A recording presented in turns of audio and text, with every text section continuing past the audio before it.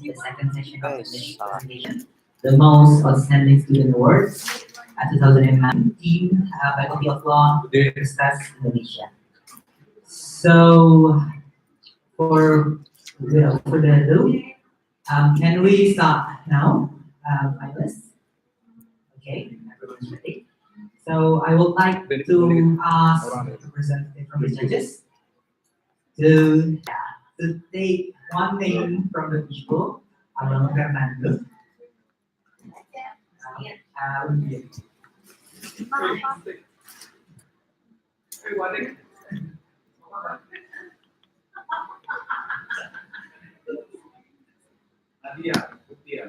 Okay, Nadia Mutira. Yang tadi lagi ngapain? Duduk. Ada perasaan panik sih. Pasti.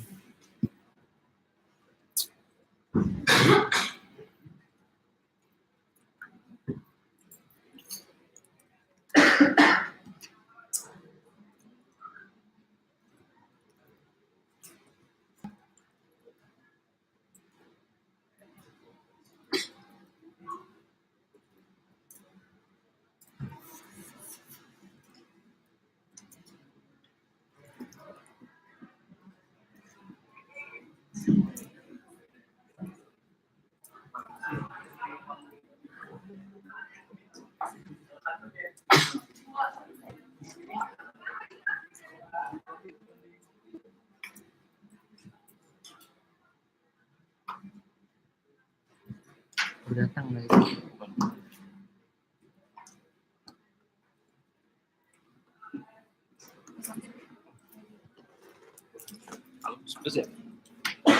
Sedikit emang.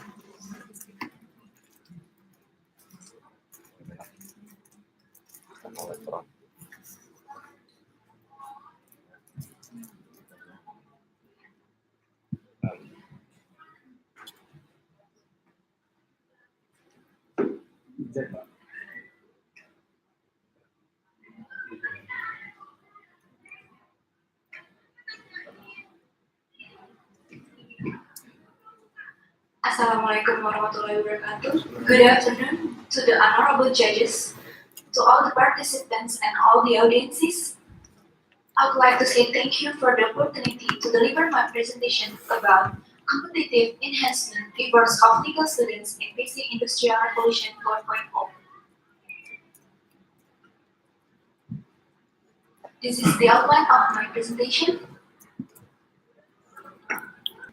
Today, the world is facing the fourth industrial revolution, which has characterized by the increasing of digitalization and interconnection of products, value chains, and business models has arrived in the industrial sector. Back in history, the first industrial revolution was the invention of steam energy and mechanization. The second revolution is discovery of electrical energy. And the third revolution is about automation, computers, and electronics. But now we can see the fourth industrial revolution has bring a fundamental change of work and life at regular basis. This revolution is related to the great extent of technology development such as artificial intelligence or AI. AI is an area of computer science that emphasizes the creation of intelligent machines that work and react like humans. Some of the activities computers with AI are designed for include speech recognition, planning, learning, and problem solving. Target sets of SDGs 2030 consists of 17 programs compiled by the UN, which is the fourth program is about quality education. I believe that education is the most fundamental factor in creating excellent human resources that could compete in this era with rapid development technology. Various countries in the world must prepare themselves to be able to optimize this great opportunity for the technological development, including Indonesia. I took a particular interest on the higher education law in Indonesia.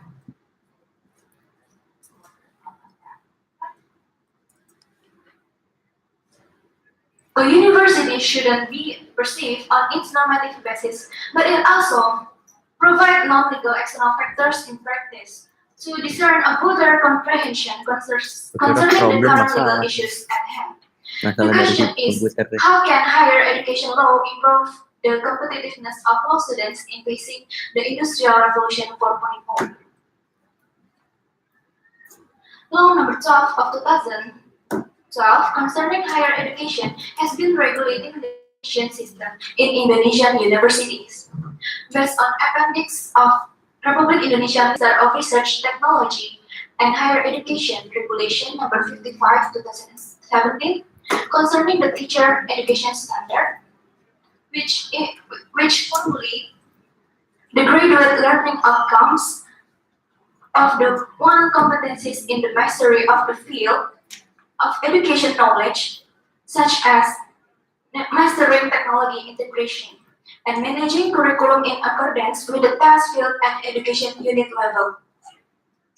I studied several research results that have been published related with the quality of higher education in Indonesia. The research shows that the cause of low quality of universities in Indonesia is the weak character of students and also the low commitment government of universities in higher education causes low quality of inputs such as curriculum that have an effect on the low process of education, research, community service, and management. Paul Romer found the endogenous growth theory that the investment in human resources, innovation, knowledge is a significant contributor to economic growth. So the government must have a commitment to making education policies and allocating the education funds. Besides, law students need to improve their soft skills.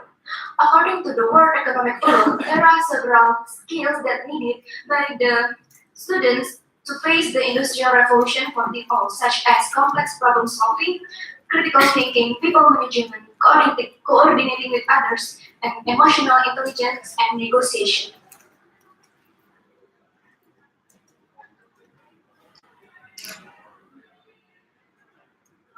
Based on the results of research from Oxford University, that there are several predicted job fields that can be automated by the AI. In the field of law, there is a 94% probability that paralegals and legal assistants will be automated by AI. Some paralegals and legal assistants work for corporations, government agencies, and nonprofits. They are tasked with collecting data and processing it. In the USA, young lawyers don't have jobs. Thanks to IBM Watson and Rose Intelligent Legal Research, people now can get legal advice in the seconds, currently for basic matters, with an accuracy of 19% compared to 70% accuracy made by humans. The low quality of higher education law system in Indonesia can hamper the ability of law students to balance their abilities with technological developments. By improving the quality of the higher education law system and curriculum renewal, higher education law system can be one of a solution for the preparation of law students to compete with AI. I believe that the government could enhance the competition between law students to obligate university by providing the law and technology course, which consists of technology development, Internet of Things, AI, ethics, learning method using technology, strategies to be able to compete with technological advancement.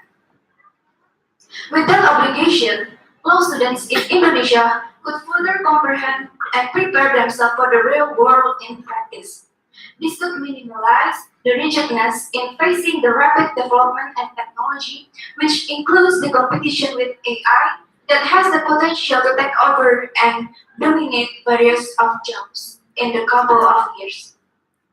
This obligation could be implemented by issuing a regulation that includes law and technology as part of the legal education curriculums and obligates university to have the law and technology course, whether it is the curriculum of public or private universities. Thus, by having the law and technology course and the transformation of curriculum, hopefully, university could have a higher potential to produce law students with excellent qualities and capable of competing in era of extensive technology developments. Hence, law students also have advantage that they cannot be replaced by AI, namely legal reasoning. The ability to think critically and find solution of existing legal problems can be additional points from law students not owned by AI. The change won't wait for us. Educators and governments all need to be proactive in upskilling and retraining people so everyone, especially law students, can benefit from the fourth industrial revolution. I suggest that the government should transform the curriculum of the law faculty in higher education law in Indonesia. The transformation could be done in progress. It could start in appointment of having the technology and law as authorized course in one of the best law faculty in Indonesia, in which the university will pioneer this course and become a great example of all faculty of law in all other universities in Indonesia. The next step is, I propose the government that particularly the Ministry of Research, Technology, and Higher Education to update the curriculum by adding law and technology course. The skill that law student must have is the legal logic and adequate legal reasoning, not just a student who memorizing the rules. Because if you only memorizing and doesn't have any other skill needed, our position will be replaced by technology. That's all. Thank you. We still have 14 seconds. Do you want to wait 2 hours? We still have 50 seconds. You want to add some more? No. Okay. You wait your rights about the time. Okay. Negatif. Boleh berhenti waktunya. Um, we're going to enter the 20 minutes judge time for question and answer. If judges want to ask questions, please do so freely. Ini, belakang ini, Pak Heru, want to ask question? Yeah.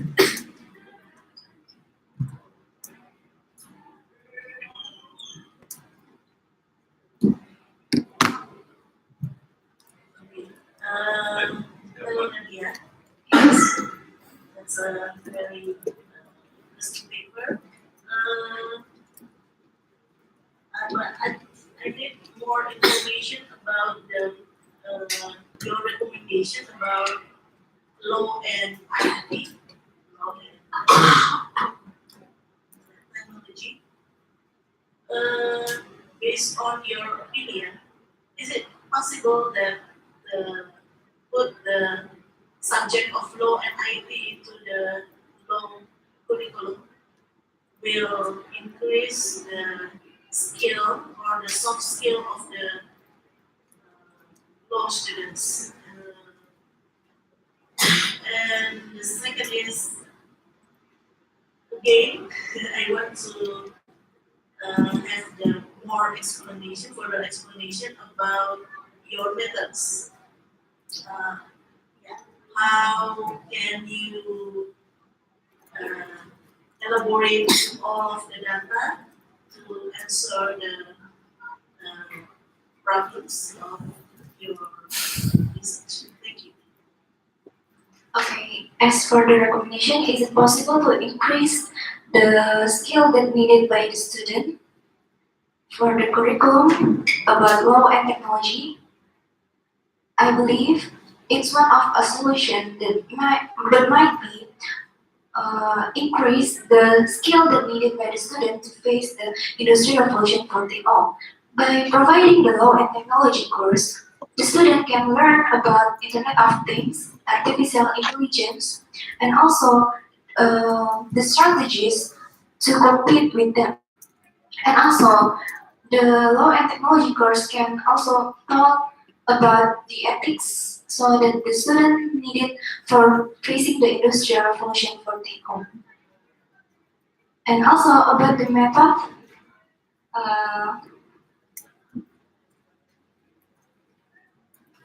The method that I believe that the government could enhance the competition between all students, the competition of law students to compete with AI is by making the curriculum renewal and adding the law and technology course for higher education law. And also, if it doesn't enough, the government, by I mean the Ministry of Research and Technology and Higher Education, could choose one of the best faculty in Indonesia to be as the pioneer of the course of law and technology and can be the great example of all faculty law in the universities in Asia. And also I believe that uh, the student itself the student itself should be improve their soft skill by just not learning in the class, but also improve their skills just like negotiation, analytical thinking, by doing some research outside of the class.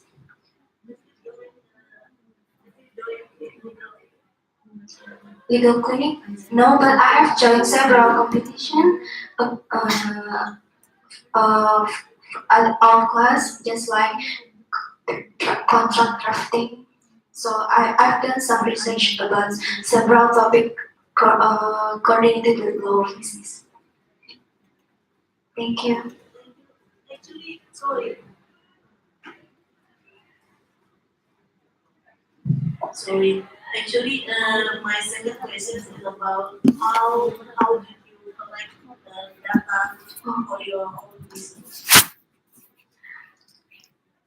I collect the data uh, by the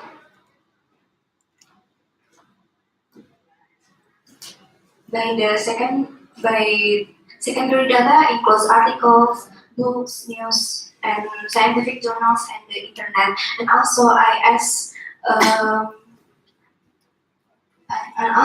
asked Bu Valen as my lecturer here about this paper, and she also gave me some recommendation. But about the law and technology course, it was my idea to think about that. I haven't seen in this faculty that we learn about AI, but I know that cyber law taught by Mr. Edmond is learning about the cyber law and the media, but not about the but not more about the technology itself. Thank you. Okay, we still have 14 minutes left. Any of you just find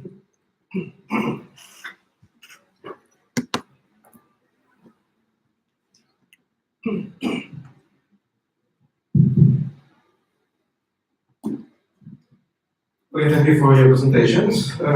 It's very important development in legal affairs, as legal field that we are now facing the Industrial Revolution 4.0 and the Society 5.0 actually, which was started in Japan.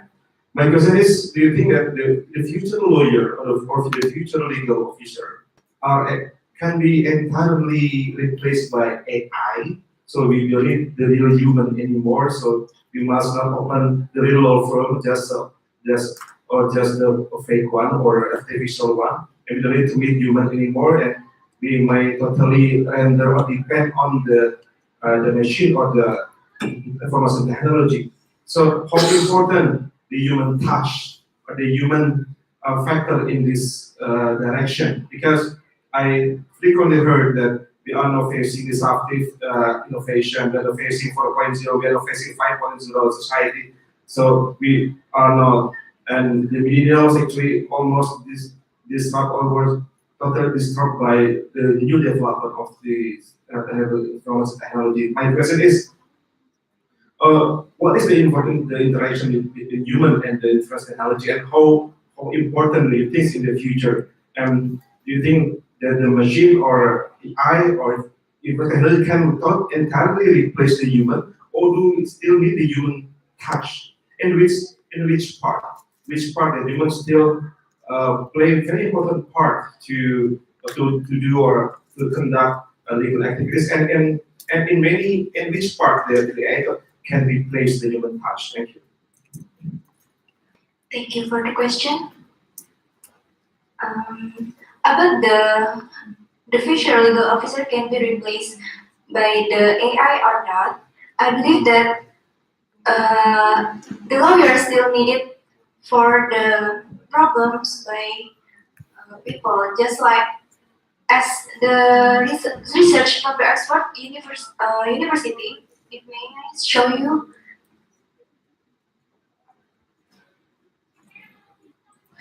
the probability of lawyers can be replaced by AI is about only 4%. And so I believe that we as a lawyer cannot be replaced by AI because AI works just like processing data and collecting data. But as human, we we we also get connect to the client, and we try to understand their problems and try to give the best solution. And also the AI cannot see the real problem in the practice. It just based on the data which is put in the big data of the mechanism. And also I believe that if we have the skills that needed to face the industrial revolution 4.0, such as problem complex problem solving, negotiate, and coordinating with others, I believe that we cannot replace by AI. And also, I want to quote a saying by Jack Ma on an interview in CNBC, that is, human being has wisdom that artificial intelligence doesn't have. Thank you.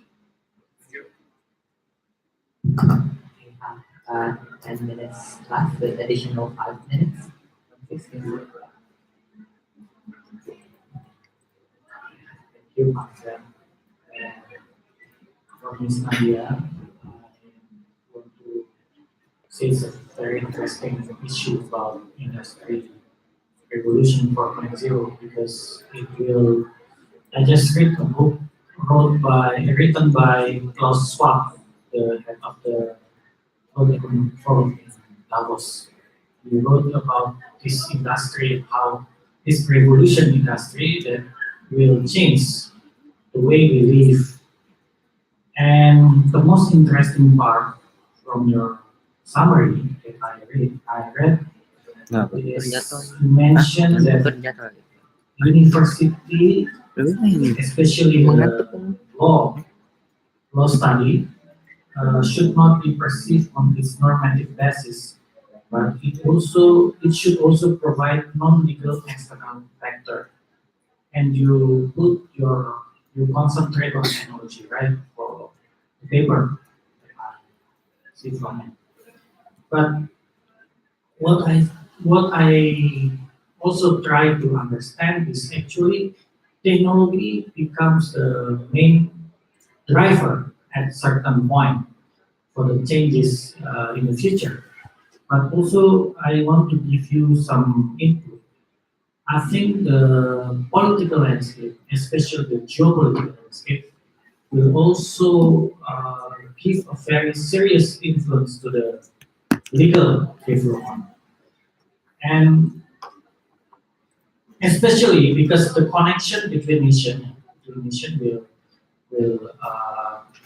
will make the law in Indonesia very vulnerable to changes.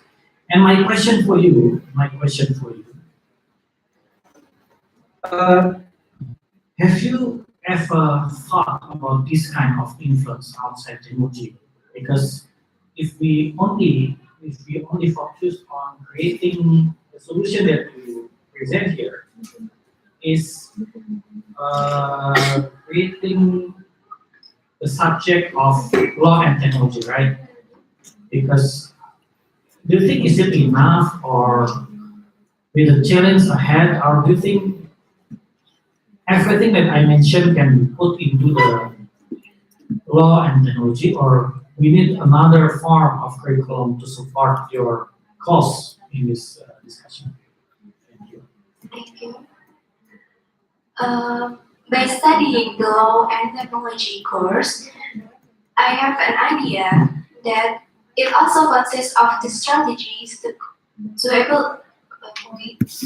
strategies to be able to compete with technological advancement, which is can be the students itself can be more focused and affordable and practical alternatives should be encouraged. Just like they learn from the practice and using the technology method, and also they can learn uh, by doing some research in the practice. Just like they can be more focused and more be practical for the alternatives. Okay, you say that it can be more practical, but you say provide non-legal external factors. I think it's a complex thing besides only practical. It's also about conceptual.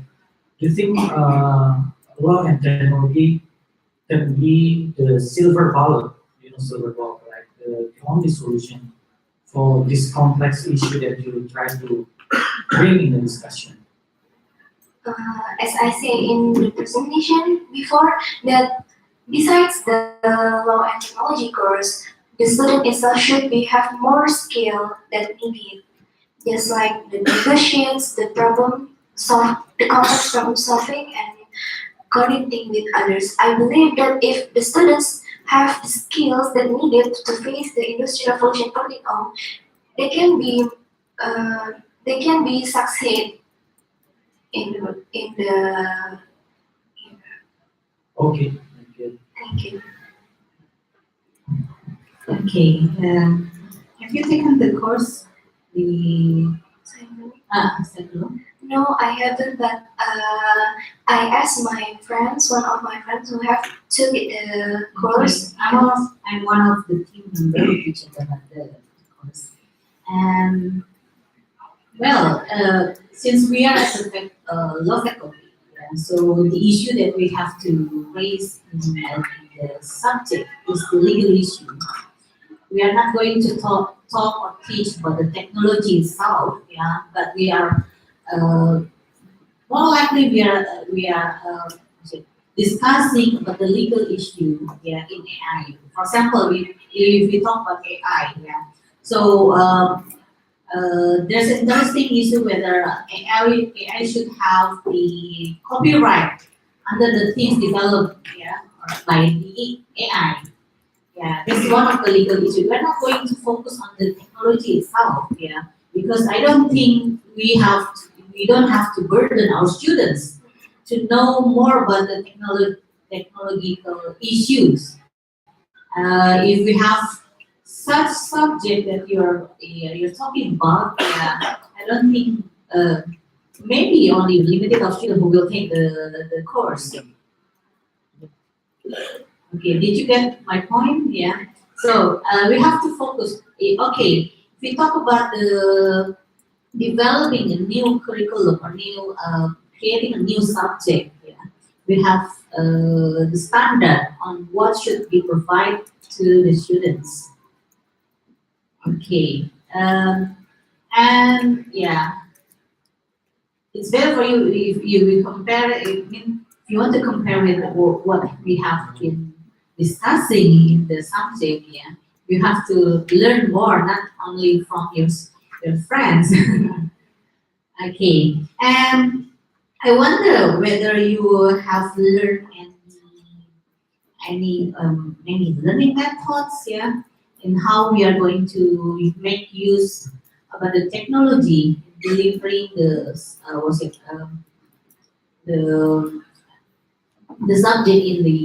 in our classroom. Okay, any comment about that, please?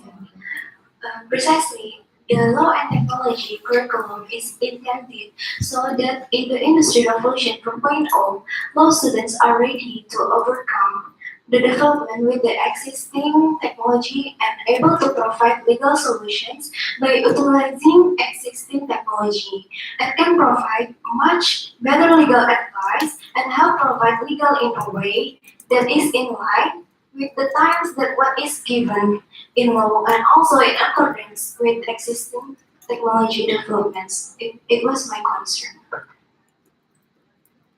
And I believe that the educators can expand the curriculum about law and technology.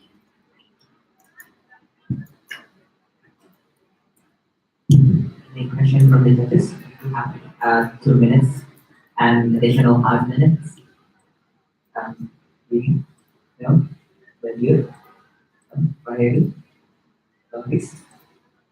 Philip? Okay, then I would like to open the session to the public. Is there anyone in this room who doesn't want to ask a question? Because if no, I want to ask a question myself. Okay. This is actually intertwined with my research interests. You're emphasizing about law versus human versus AI. From this, it's one of your key indicators that this is worth discussing because you're talking about humans versus AI, and you come up with these ideas of law and technology courses. So I wanted to maybe a little discussion about this. What is actually you think the AI doesn't have what human can? What is your opinion on that? There is the answer. The AI doesn't have the human can. Yes, what is it? I think it's the wisdom. Okay, wisdom. And through this law and technological courses, you're thinking that human can develop more of his or her wisdom, so they can be more from AI, right? Yeah. Then this is just a suggestion. If you're talking about the wisdom itself, the target of your solution is the wisdom. Why don't you put the wisdom in those curriculum, right? I think it could include in about ethics. Ethics and wisdom is actually different things. So if we're talking about ethics, maybe robots can be more ethical than we do. But if it's about morals and wisdom, then it's something that human can have. Okay, thank you for that. Okay, we still have additional 5 minutes. Judges, no? Okay. Please give applause to. Okay, without further ado, can we start the pembacoan kembali?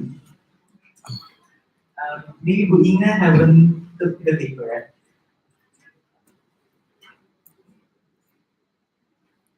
Masih banyak. Dua, tiga lagi. Ziko, your time stop.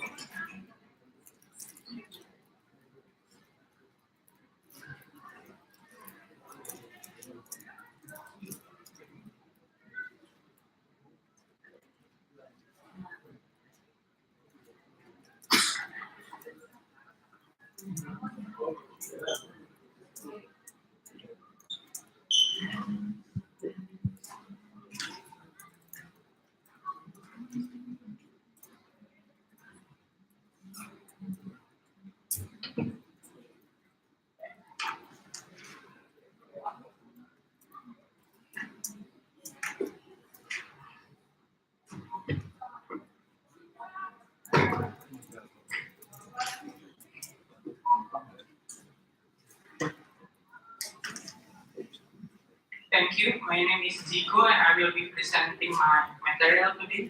And what I'm going to talk is about legal curriculum for primary and secondary education. As we know in SDG, there are goals that stated which is justice and strong institution. Peace, justice, and strong institution. And that's why I will bring both my material today to realize that goal. As we can see here in this graphic, this is the rule of law index made by World Justice Project. The rule of law index is made by World Justice Project to make an indicator how rule of law a nation is, how a nation fully functioning in its legal system. And this rule of law index is quite credible, even though it's not absolute, but it's quite credible because it's used in several academic research, and you can find the file in the Google in PDF file. What I want us to see today is Indonesia is only at 62 rank. Indonesia is only ranked 62 out of all the countries in the world. Only one place above Kazakhstan, a country called by the Western as a constitutional dictatorship. So we, a rule of law country, a Reichstag, only one place above a country in which the constitution granted an unlimited power to its president. The question is, why Indonesia rule of law is very low? Why our legal system is not functioning very well? The answer to that is because the very low legal awareness in our system. Legal awareness has not yet become a culture for the Indonesian people, even though we call ourselves as Reichstag. As we can see here, as Lawrence Friedman stated, there are legal structure, legal substance, and legal culture. We have laws. We have a lot of laws legislated by the House of Representatives with the President. All of that is in legal substance. However, in legal structure and legal culture, the law is not accepted by the people. For example, if there are people who did wrong when they are crossing the road, they will say, I'm not doing wrong, you should tell me first. When they are going to get penalized by the police, they will say, no, I didn't. Hey, you didn't wear helmet. Because I'm only going out for a while. I do not need helmet. That's our people. That's the truth. Because the legal awareness in our people is very low. And on another occasion, I want us to remember an event in 2018 in which the Constitutional Court, the Republic of Verdict, which is rejecting a judicial review petition by Ms. Purata Ayuni, our lecturer, which is requested for LGBT and same-sex marriage to be banned. Constitutional Court reject the judicial review, and what happened? In Constitutional Court Instagram, all people are blaming the Constitutional Court. But not only Constitutional Court, they are blaming President Joko Widodo. The question is, the one who rejected is Constitutional Court. What's the correlation between Joko Widodo and Constitutional Court? A lot of people saying, only in this regime that people can be having a free-sex marriage. Only in this regime, azab laknatullah to President Joko Widodo. All people say like that. That you can access the Instagram and see such comment because it was my friend who is become the admin of the Instagram Mahkamah Konstitusi. Next, I want us to take a look in several countries, Japan and America in particular. In Japan, the people has a lot of legal awareness. Last week on Friday, Professor Akira Kurata from Japan, a constitutional professor, gave a lecture here as a guest, and he said, we in Japan love our constitution because we understand, we recognize, we know our constitution, and we really love it. That's why people in Japan, they have a lot of legal awareness, as can be seen in this diagram. Do you think legal education should be promoted? More than 80% people said yes, it is. And in America, because legal education is part of the society, they can sue anything, even suing God. In 2011, there are a senator who's suing God, and it's part of the legal culture in the US, which is actually acceptable because they already have such legal awareness. The question is, what is failing from Indonesia so we don't have such legal awareness? Because the civic education system is a failure. Since 2013, the House of Representatives has stated we should change the civics education because it has been a failure. Because for now, the civic education only about score and score and score, only about tests, only about result from the test, and not about implementing it. What important is only for us to getting a score in the test and not implementing it. Come, do it, forget it. Datang, kerjakan, lupakan. Next. Now, this is why we should change our civic education system to a legal curriculum, which is from the primary education, we should base a system in which based on natural law, or we call this as an ethic, morality, and something like that, which is based on universal value. For example, in Japan, when you are in primary education, they taught you about natural law. I mean, in practice, like ethics, like morality, and universal value that should be kept by them. For example, when you are about to come into school, there will be zebra cross, and there will be a traffic road, and the student must obey the traffic road. Like the teacher will tell the student, you must obey traffic road, and then the teacher will guide the student to crossing the road via the zebra cross when the light is green.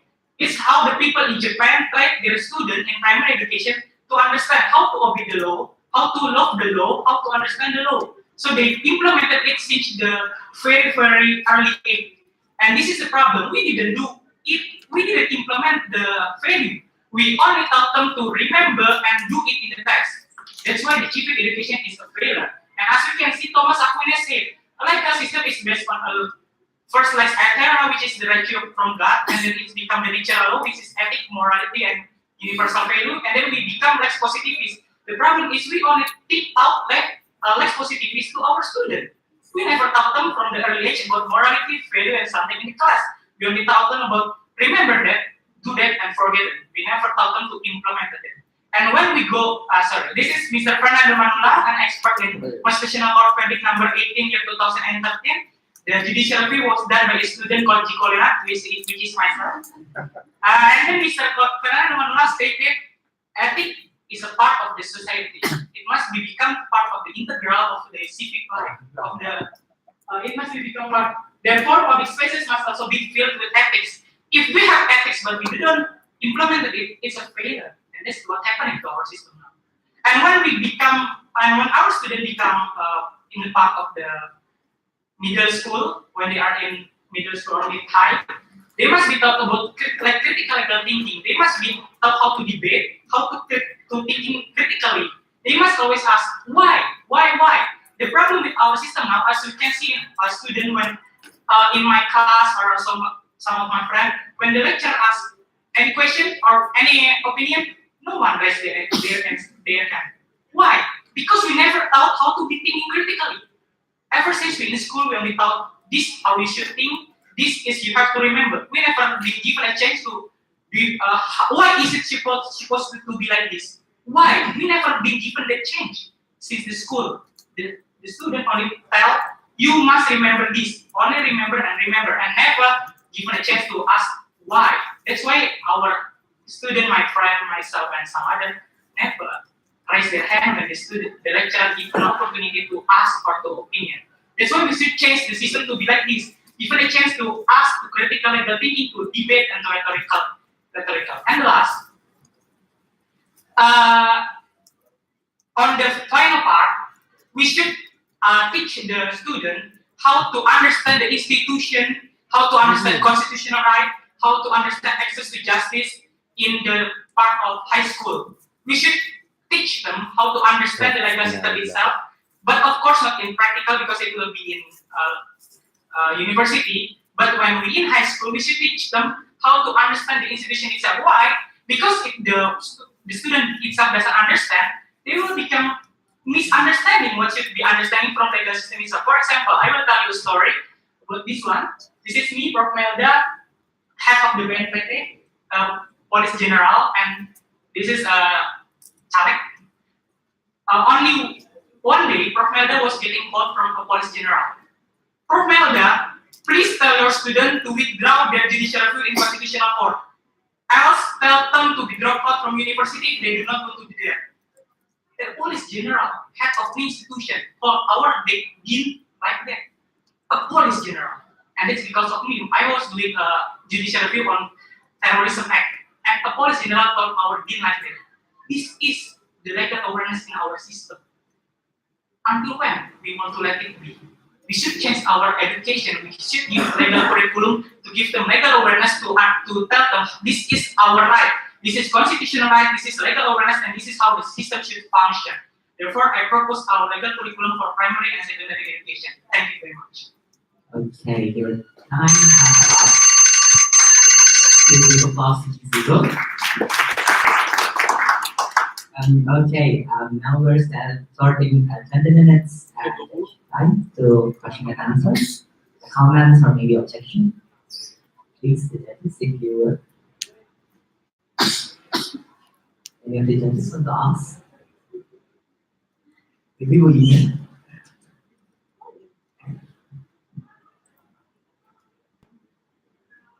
I just want to simple. I appreciate what you wrote and what you present so much. Mungkin I just want to tell a story about our tarawat stasiun gitu. memory of understanding with Tinggal the stasiun. Supreme Court and with the detention center of Pondok Bambu. We had the MOU until 2015 for providing legal aid in Rutan Pondok Bambu. But only 10 students get joined with the program. Why? Perhaps, as you say, that lack of awareness, or if we can consider about the empathy, the education of empathy in the high school or in the primary school. Have you read the Mark West about lost and found in Japan and in America? This novel? And no, actually, that's the research article, and it's very good to because he compared the legal awareness between the two societies. I think it's good to put also the articles to your writings to make it more bold, yeah. Thank you.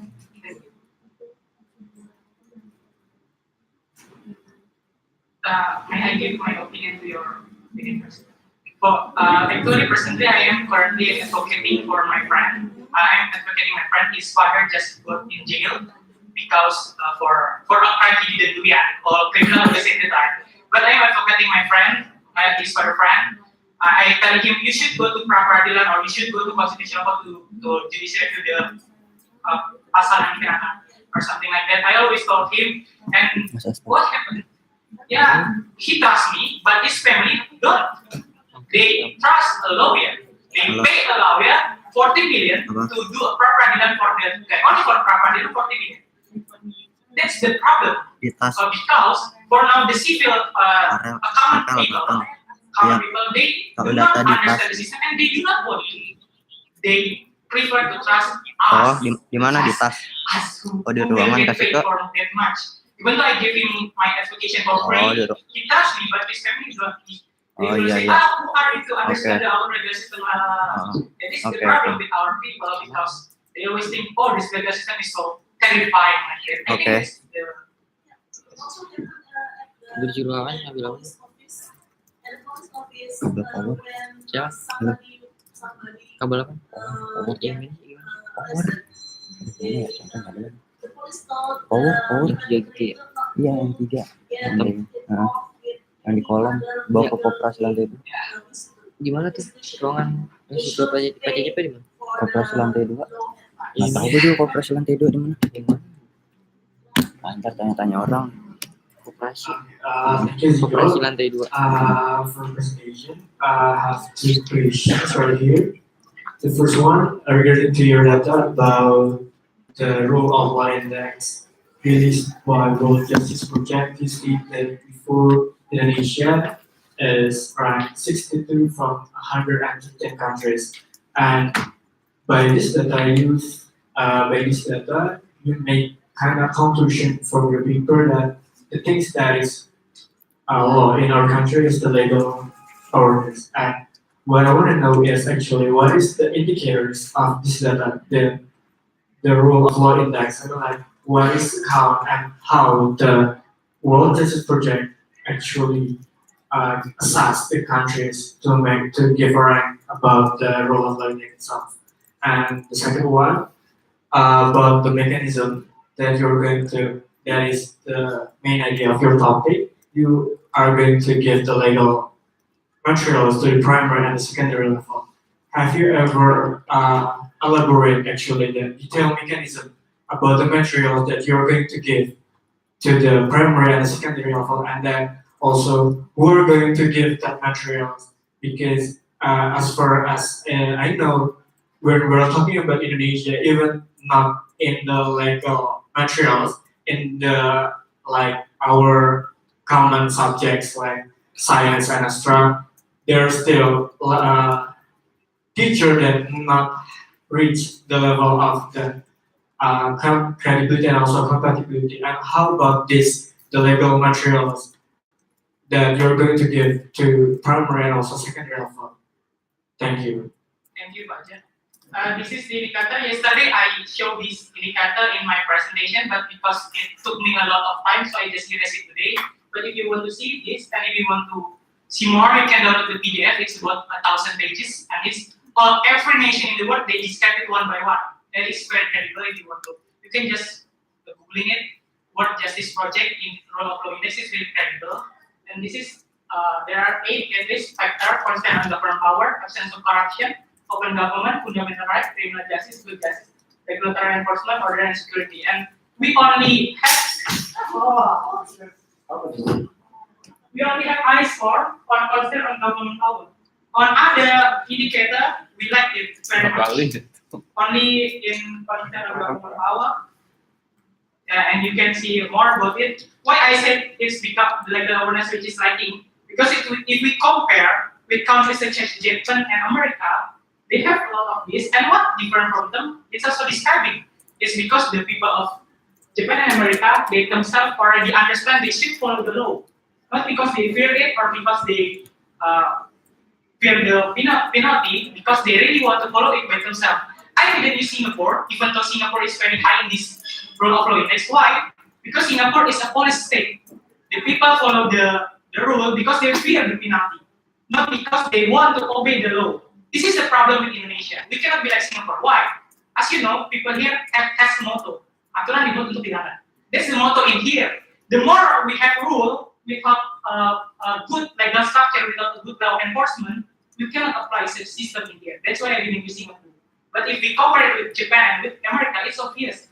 What we like is legal awareness. Not because like people say, we should penalize LGBT so there will be no LGBT. I said to the one who did the judicial review, no, people will just become LGBT in hiding. I'm advocating some people who are LGBT because I'm a priest. Yeah, I'm a priest. I tell them God loves you, so you should not be an LGBT. They want to come to me because I'm a good listener and they open their heart to me. But when we have a law that states that LGBT should be penalized, will they come? No, they will become in hiding. It will become hard to reach them.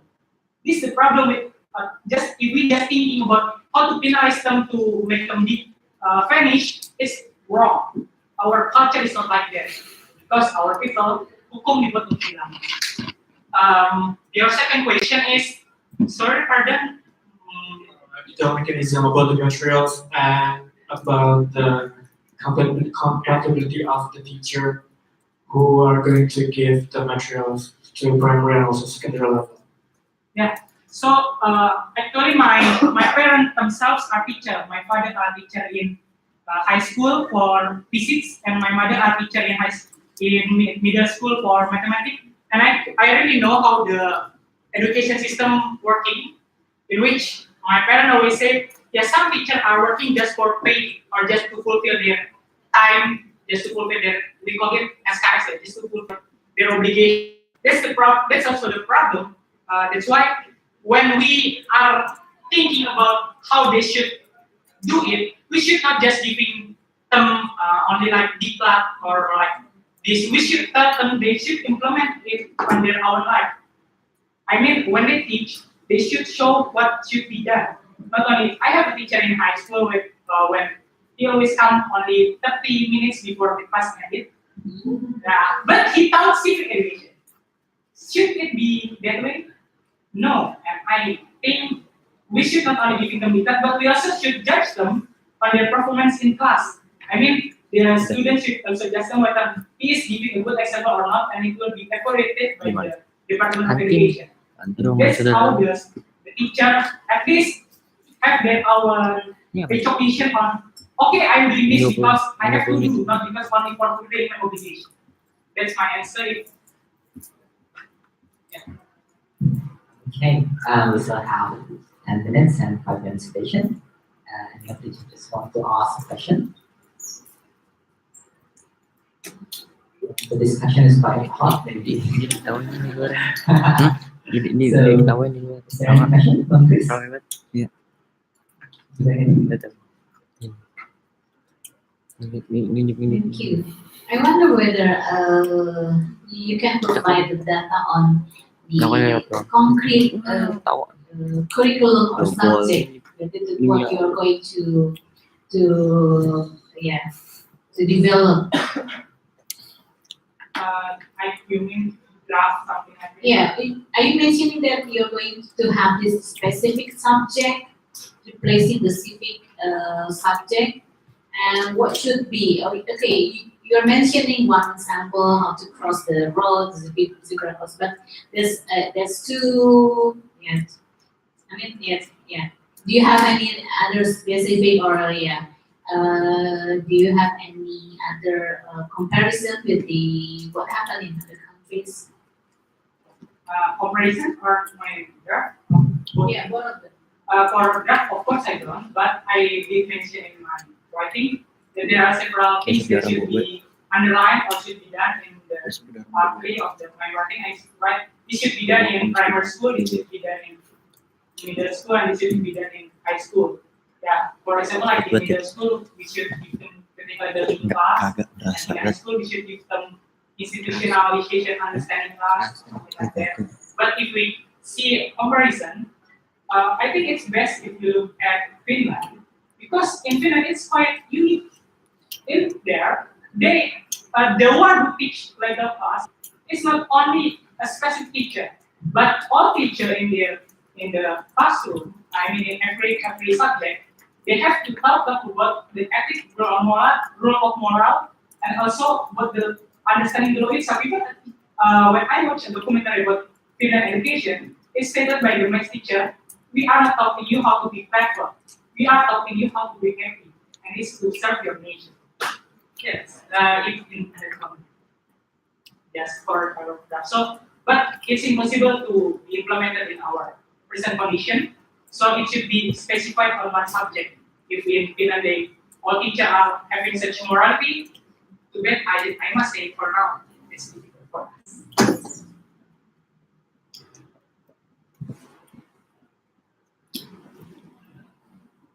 So we still have 7 minutes and 5 minutes session. And you, maybe?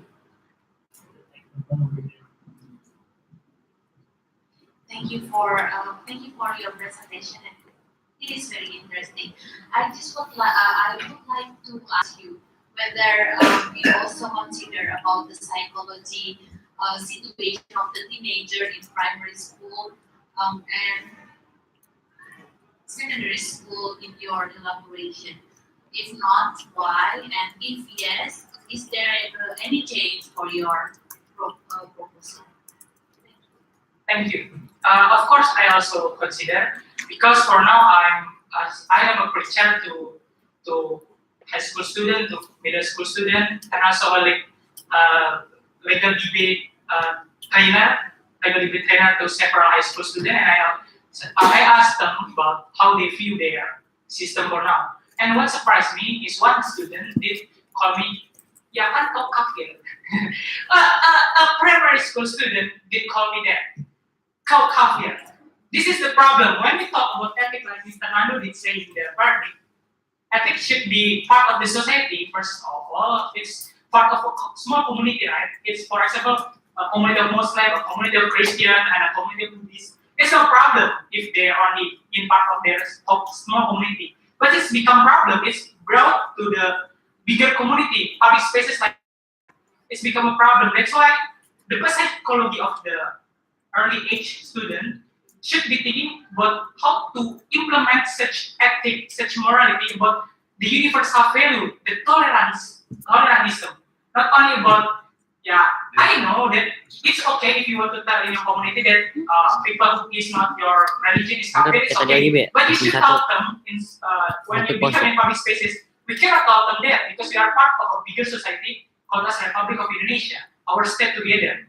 We, like Soekarno said, when we live in Indonesia, when we sit in Indonesia, when we breathe in Indonesia, we are Indonesian, not Christian, not Muslim, not Batak, not Java, but we are Indonesian, and we should have the faith of Indonesian.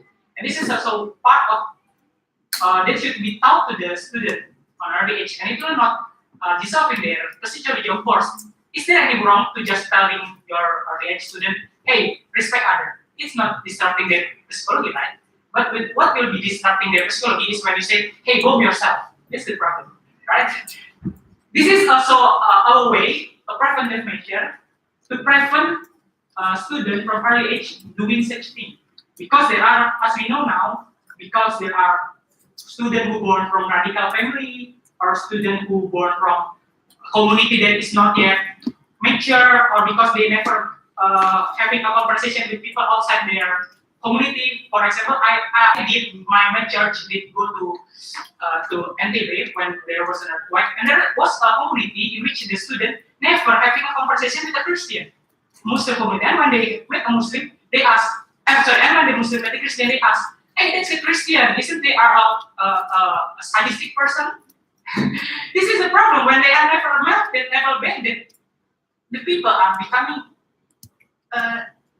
hallucinating on others. That's why we should tell them, we should tell their psychology from the beginning. We are part of a nation. We are brother and sister, and we have universal value that should be taught in the class. Still have 3 minutes and additional 5 minutes. Which one to ask question? Give comments or objections? No? Okay, then I would like to open question session for the public. Is anyone here in this room want to ask question to Zico? Maybe Bang Hari? Oh, Faras. Okay. Thank you very much for your presentation. My name is Laras, and I would just like to ask, I think that the substance of your curriculum that you want to impose to the Indonesian education system is particularly kind of heavy, especially if you want to impose it on the target of primary and secondary school. And therefore, I want to ask, why not just create a system of socialization for legal awareness instead of imposing that sort of curriculum to especially the target, which I think is a very relatively young age and who are, I would say, not really active in the participation of law itself. And my second question is that you mentioned your example when with the police that called Prof. Melda, and I actually want to ask, what do you think is the difference between the lack of legal awareness and merely just misusing authority? Thank you. Thank you very much.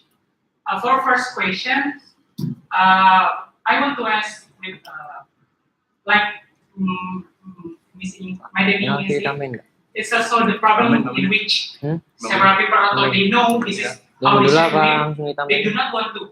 Even if you do not give it in obligations, every if the education is not obligation, how we guarantee them?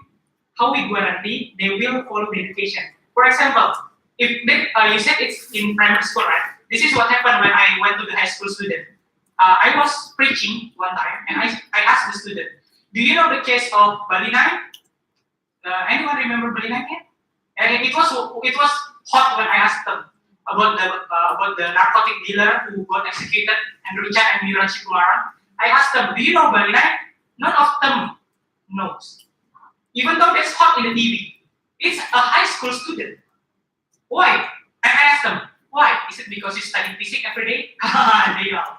Because in this school, what they study, they only want to study what they need to do, what they need to study, because their parents want them to go to faculty of engineering or faculty of science, natural science. They all study physics, mathematics, biology, and they don't care about social issue. Even though it was hot, I asked them what it was really hot when Richard and Miran Shikumaran possible to be executed, and they do not know it about at all. Now, if we implemented that is not an obligation, an education system that is an obligation, will they want to come to learn it? No, they won't. They will tell, no, I don't need it because I need to go to natural science faculty and not faculty of law, faculty of social science, or because, no, I will get an SBMPTN, I will go get math, I need to get higher score math, and I will study more in depth instead of just wasting my time doing a study load that will not affect me at all. Yeah. There time, right? Yeah. And for your secondary question, different between visual power and legal awareness. I want to tell you about the story of MD3. So, as I said, my father is a lecturer, at basic lecturer at UNJ, and also aparatur sipil negara, PNS, civil servant at high school, and my mother is my teacher at middle high. And when I want to go to my first course, constitutional court, MD3, my parents tell me this way: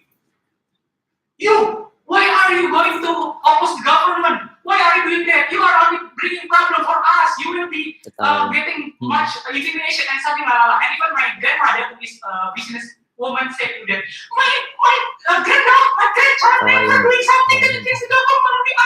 We are afraid of the police. We are afraid of the jail. That's what happened to me when I'm going to go to my first case in constitutional court. And what happened when I go to the news? Oh, my child is very brilliant. This very awesome. This is the problem.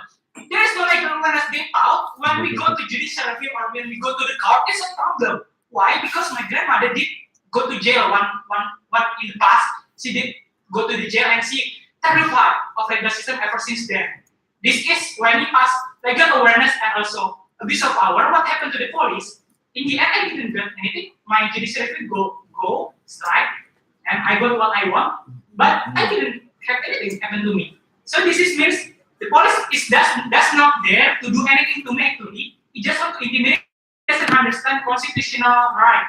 It just want us to fear him because he doesn't understand how the legal system should work. In United States, because my uncle lived in the United States, he stated all police there always do their job and giving the rights to everyone what their rights. That's why Miranda rights born in United States, not here. Because all the police really understand we should not derogate the rights of others, we should understand the legal system. So if you say it's like a visual power or legal awareness, I think it's more like lack of legal awareness instead of visual power. Thank you. Okay, I also have 2 minutes. Any additional questions, answer or comments?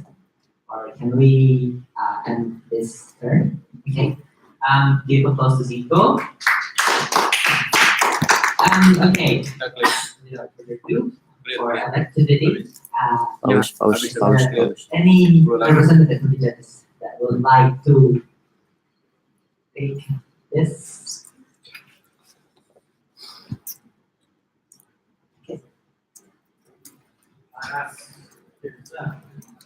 Okay, Maras, your times. Akhir nih.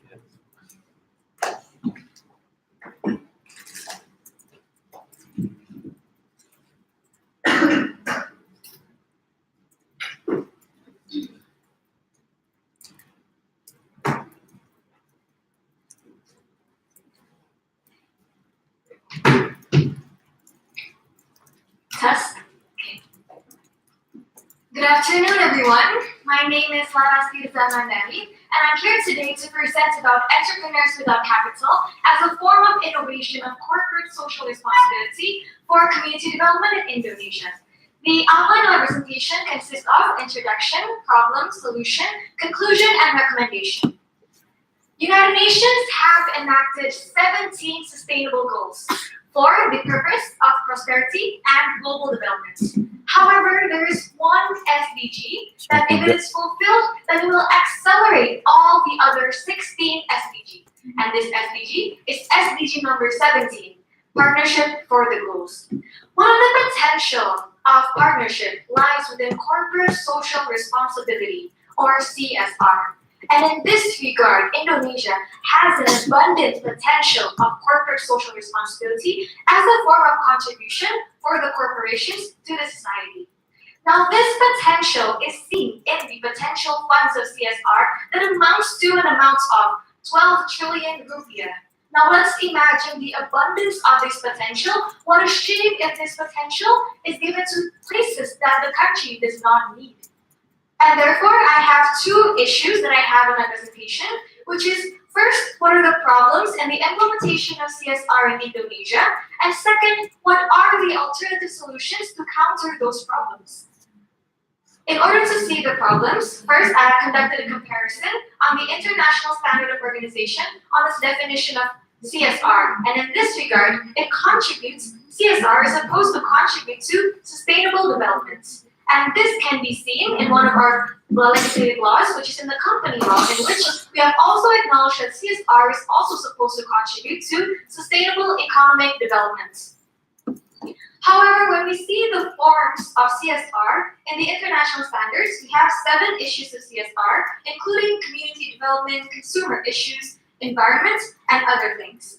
However, what I see that has a clear mechanism in the Indonesian law is only conducting CSR in regards to environment.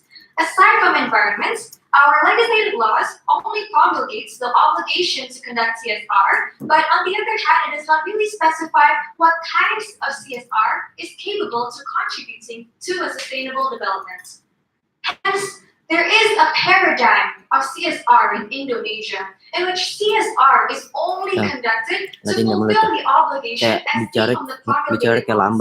Hence, sometimes we see CSR only as an operational cost. As long as the CSR is conducted, it does not really matter the kinds or forms and impacts of CSR that is conducted.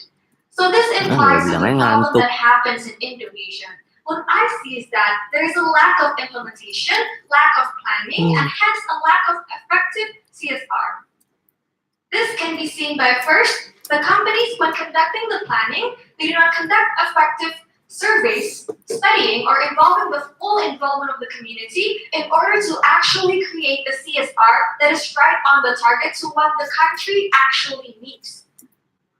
This can be seen from several examples of CSR that only allows a short-term impact, such as the conduct of events of Independence Day, in which the impact can only be felt for one day. Aside from that, there are also deviating implementations of CSR. This can be seen as how there are companies that form foundations to be able to use their own CSR funds. Aside from that, the conduct of CSR is sometimes used for political purposes, such as when companies are given proposals of giving away free phones, and this is for the political marketing of a representative. The third problem is in regards to reporting. This data is seen from how in 2015, approximately 90% of financial services institutions do not publish sustainability reporting. And this issue is also seen by the lack of reporting conducted in Balikpapan of only 30 out of 2,000 companies that reported their CSR activities. And hence, who exactly is the ideal target for CSR to be conducted in? Well, we see that in this era, Indonesia is still governed with poverty, as seen from approximately 20 million people living under the poverty line. And this disparity is even seen further from an inequality, as the poverty in villages are higher than the poverty in the cities. Hence, the ideal target is the most marginalized community of underdeveloped villages as a victim of inequality. Now, Badan Pusat Statistik had mentioned that there are approximately 14,000 villages. And these are the villages who suffer most from the lack of education, lack of labor opportunities, lack of access to basic human needs. And hence, there is a need for a holistic integration of stakeholders in which the CSR by the companies should be guided by government and NGOs in order to contribute to a sustainable CSR and hence having a CSR to what the country needs. Understanding this, there are 2 solutions that I propose. Firstly, it is a regulation by the Ministry of Social Affairs on the guidelines of CSR. These are the 6 components of this regulation in which there should be the urgency on understanding CSR, the forms of this CSR programs to have a further understanding to what kinds of CSR should be conducted, the planning and impact of business activities, implementation, reporting, and also indicator on the success of CSR. Aside from that, as I mentioned before, there should be example of programs. Hence, I would also like to issue for a program called Entrepreneurs Without Capital. So there's actually a very famous idiom of give a man a fish and you can feed him for a day, but teach men how to fish and you can feed him for a lifetime. Well, in this model, you not only teach the man how to fish, but you also give him the boat. You tell him where to fish. You tell him where to sell his fish. So what kind of model is this? It's called a micro-consignment model, in which you give products that serves as quality solutions to people who actually need them. And who distributes them? Who distributes them are people of micro-entrepreneurs. Therefore, this model is a model of supply and demand in which this program gives quality solutions through the CSR of the companies. And hence, this solution has actually been implemented in Guatemala, which have resulted in an income of approximately 2.75 million US dollars, and it's given to people who have limited education, limited entrepreneurship experience, and limited opportunity to receive income for the age group of 16 to 55 years old. In this area, this is a comparison between how a person what kinds of activities can you do with underdeveloped villages. In this regard, you can give them donation. However, donation is not sustainable because once the donation is depleted, then they will have a sense of loyalty to the person who gave the donation. On the other hand, they can have access to microcredit, but microcredit does not have a proven business model. Therefore, if the business results in a loss, then the person will result in a debt. Now, this is different than micro-consignment because if the person is unable to sell their product, they can simply give back the product to the companies at hand. Therefore, this model does not impose any monetary risks, but it does only impose the risk of using energy. And hence, the program of Entrepreneurs Without Capital is a program of provision of non-monetary capital or capital in the form of goods as a form of CSR. And hence, it is targeted to the underdeveloped villages as the most marginalized community of Indonesia for the target of 18 to 55 years old. With this is the mechanism of Entrepreneurs Without Capital. However, it is further simplified into 4 forms, which is first, when which company will create a proposal based on the RPJMD, and the proposal will be given to the central government. The central government will then assess the proposal for approval, and once it is approved, then it will be socialized in the form of CSR between all the relevant stakeholders, between NGOs, between the potential entrepreneurs, and also the government. And afterwards, the program will be initiated in which the product will be distributed and the sales will be conducted and evaluation will also be conducted. Hence, as a conclusion, there are these main problems of CSR in Indonesia, in which there is a low understanding of CSR, in addition with the planning that does not really consider the needs of the society, has resulting in the impact of CSR that can actually be improved. And thus, the program of Entrepreneurship Without Capital and also the regulation of the Ministry of Social Affairs are capable of stimulating a partnership that is capable of cultivating a culture of entrepreneurship which alleviates poverty and also gives access to products to what the society actually needs. Hence, my recommendation is those 2 solutions that I have explained before with these above mentioned contents. And that marks the end of my presentation. Thank you for listening. Okay, we're going to start 2 minutes, judge time for question and answer. Did I just say you? Please. Any? You ask? Roger? Questions? Hello? Green? Ahead? So?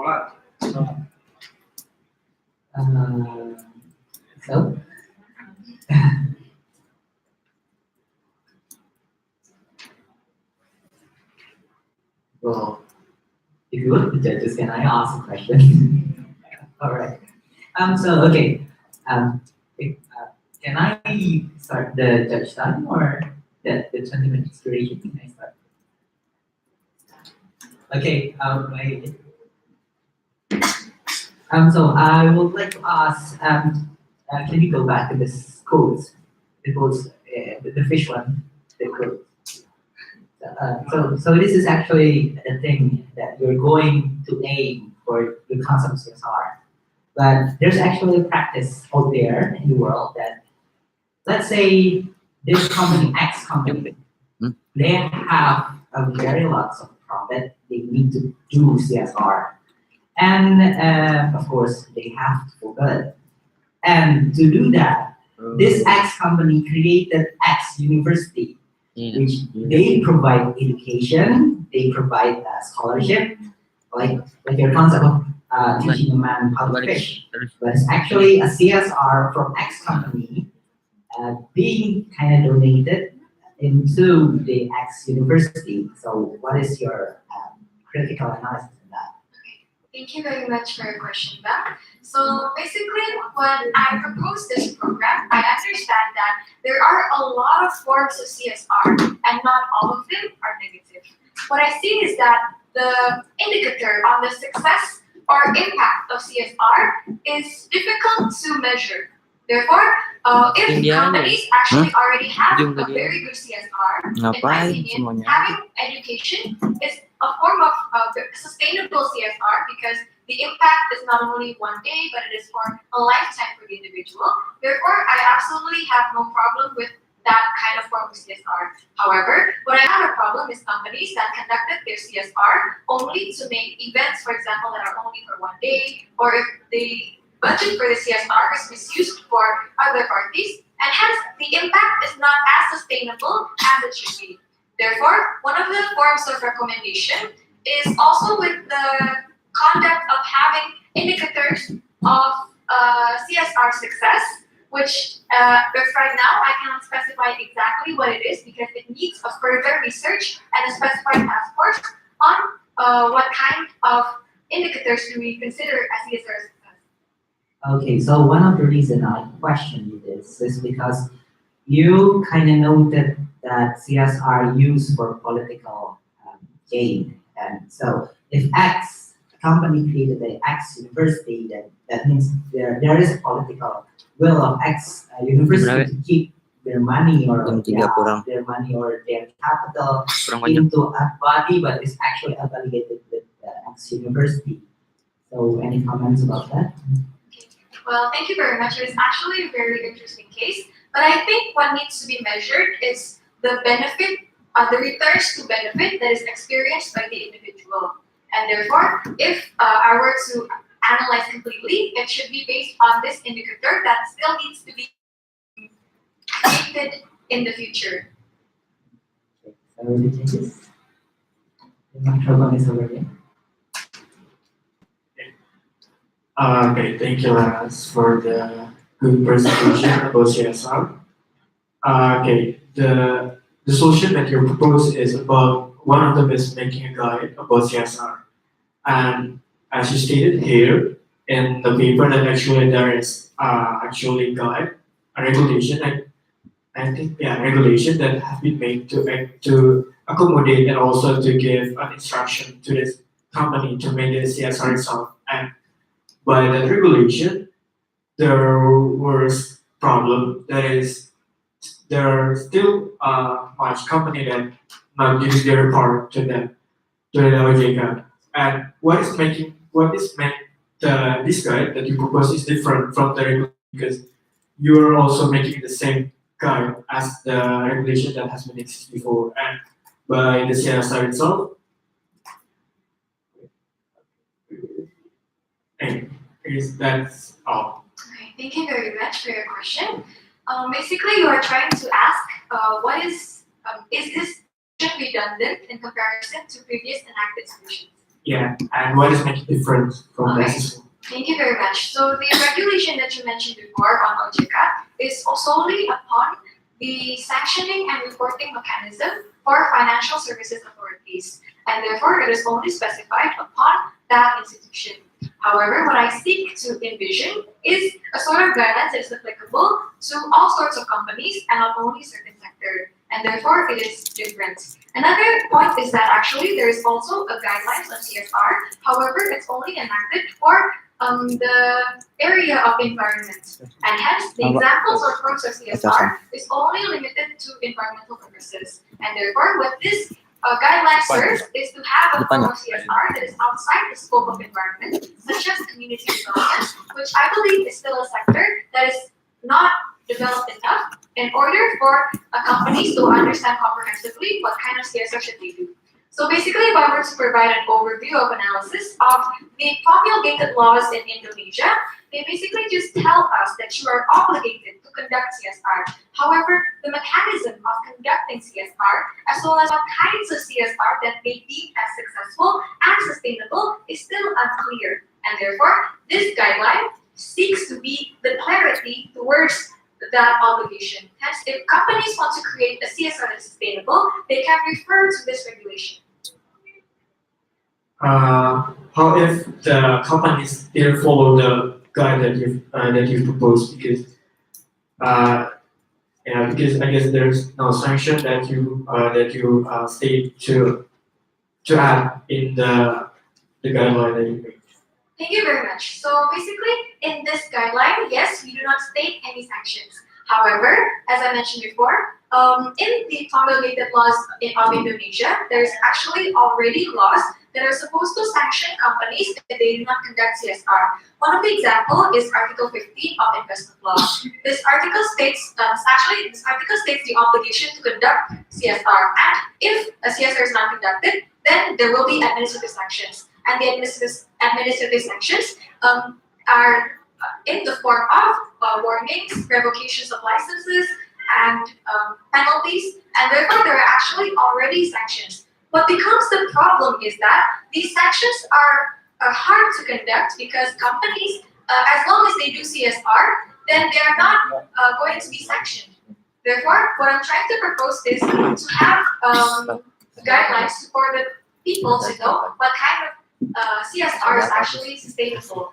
Hence, it is not an obligation to conduct this CSR, this form of CSR. However, it just becomes a form of clarity for companies who are willing to conduct sustainable CSR to follow.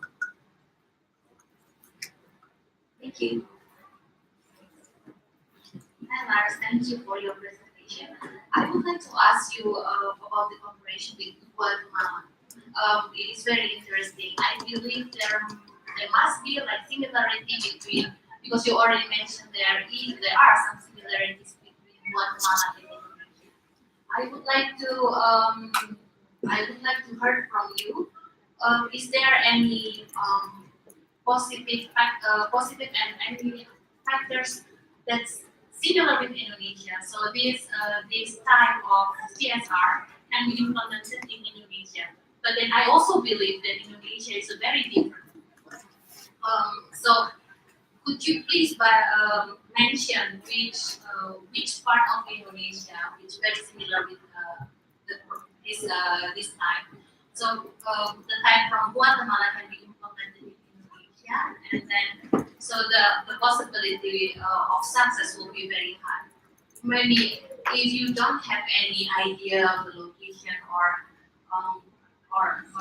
location or the fields of business or the characteristic of the community, it's okay. But I would like to know whether is there anything that we can learn more from Guatemala. Thank you. Thank you very much for your question. So actually, the similarities between Guatemala and Indonesia is basically they are a developing country and they have underdeveloped villages. The reason why I only state these two similarities is because the business model that microconsignment offers is actually a universal solution. As we see, it is a solution that targets underdeveloped villages, and it actually also occurs applicable to other countries, such as the example of how microconsignment model was then also conducted in places such as Nicaragua and Ecuador. And therefore, I say that the solution is universal because the solution is actually just cultivating the culture of entrepreneurship. And I believe that the notion of providing people with goods as capital of entrepreneurship does not really relate to the cultures of the country involved. Therefore, I believe that the solution is a universal solution. Thank you. So we still have 10 minutes and additional 5 minutes. Then I want to ask. After Okay. Andres, do you want to ask question? Then, okay. Yes, maybe I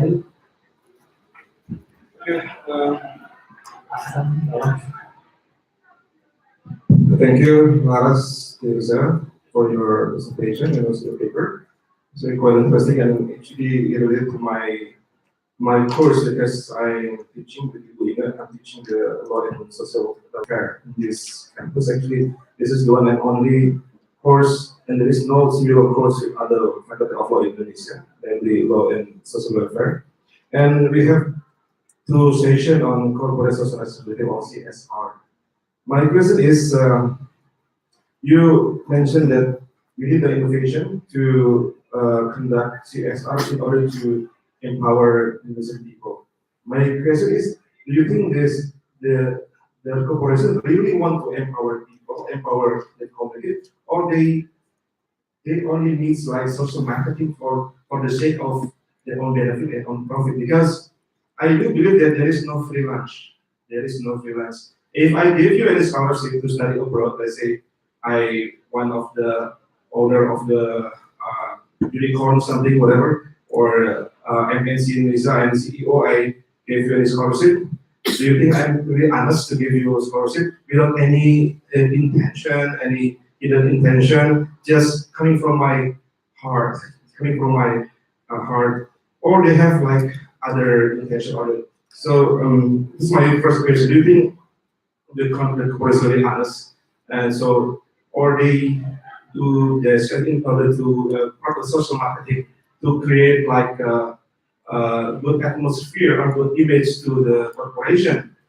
And this is my first. Is about the intention of the corporation. Secondly is the sustainability, because some of the corporates actually their own business are not related or sometimes against the sustainability of the environment of the Indonesia. Let's say the company which deal with forestry or the factory, they have the factory like they make like paper. And of course, they cut a lot of trees in order to create to make they cut a lot of forest in order to create papers and so on and so forth. And also the fertilizer or pupuk fertilizer company, and also like because they would remind me about the go green culture. We all know would like to introduce the go green culture in Fhui according to the partner rector and recommendation. The problem is we still use like the companies still provide us with product which is coming from plastic, and at the same time they also provide the scholarship for the student of Fhui to study abroad or even to study inside this country. The question is how can that you can make sure that the CSR can be sustainable in the direction of sustainable CSR, but because actually their own business actually contradict or against the sustainability of our environment. The third questions you mentioned about Ministry of Social Affairs. They must issue like regulation of Ministry of Social Affairs in order to regulate or to further regulate the CSR. Why the Ministry of Social Affairs? Because actually this is not related to social affairs, more on the Ministry of Industry or Trade and Industry or Ministry of Department of Industry and Trade, because social affairs dealing with people will have social problem, or use language is PMKS, penyandang masalah kesejahteraan sosial. So why do we need a pedoman or guidance coming from Mensos instead of Menteri Industri or Menteri Perdagangan something like that?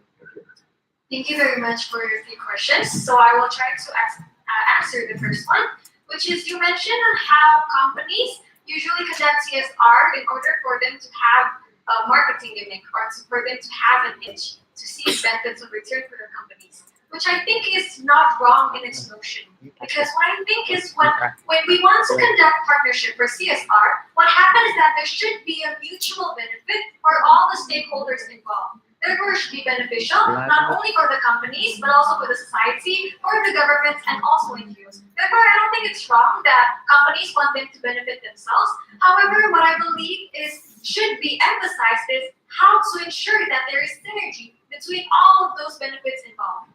Therefore, several. Sorry.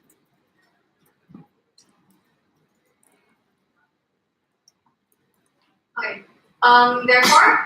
These forms of CSR program are created as a part of the regulation by the Ministry of Social Affairs in order for the companies to understand what kinds of forms that are capable to also benefit themselves. And therefore, I don't think that the notion is wrong. Secondly, in regards to the indicator of sustainability, this is exactly why I want to also have an indicator on the success of CSR as part of the regulation of the Ministry of Social Affairs. In this regards, several things that I think are a part of the indicators of success should be the ability to minimize their negative impact and maximize the positive impact of their product, services, or production and business operations. Aside from that, it should also have a large impact on sustainable development, whether it's economic, social, and environmental. It should also be in accordance with the characteristics of the organization, stakeholders, and the local community, as well as should be integrated with the policy and in compliance with laws that are relevant to the company. And those are just the general idea of what the indicator of the success of CSR are. But basically, through having this indicator of success, companies that are capable of measuring whether or not their CSR is considered as sustainable or not. And as for the third question, in regards to why do I pick the Ministry of Social Affairs, I actually have understand that the Ministry of Social Affairs are conducted to stipulate or form policies that are for social empowerment or handling the poor. However, it's actually because there is already a preceding regulation by the Ministry of Social Affairs in regards to CSR, which governs the forum and the awards and also the conduct of partnership. And therefore, understanding this, this regulation on the Ministry of Social Affairs also acknowledges all the previous legislated laws that have been mentioned. Therefore, I believe that CSR should still be regulated through the Ministry of Social Affairs. Also, aside from what I would actually like to come back to the first question. I actually think that the role of the government here is also to incentivize companies in order to care more for the company than just conducting their obligations of CSR. And in this regard, several efforts that the government have to do is actually conducted incentives in the form of awards, CSR awards that have been conducted based on this ministry regulation. Does that answer all your questions? Thank you very much. Okay, we'll still have 1 minute, 5 minutes session. Any of the some comments? Okay, well, maybe additional. No. Okay, Wina, Nadia, Better, Patrick. Okay, so can I end session? Yeah. Okay. All right. Give the applause for us. Okay, so there's actually one paper on the fishbowl, which we actually know who it is. So without taking the paper outside, Amos, give time's up. Give applause to Amos. Our speaker for today.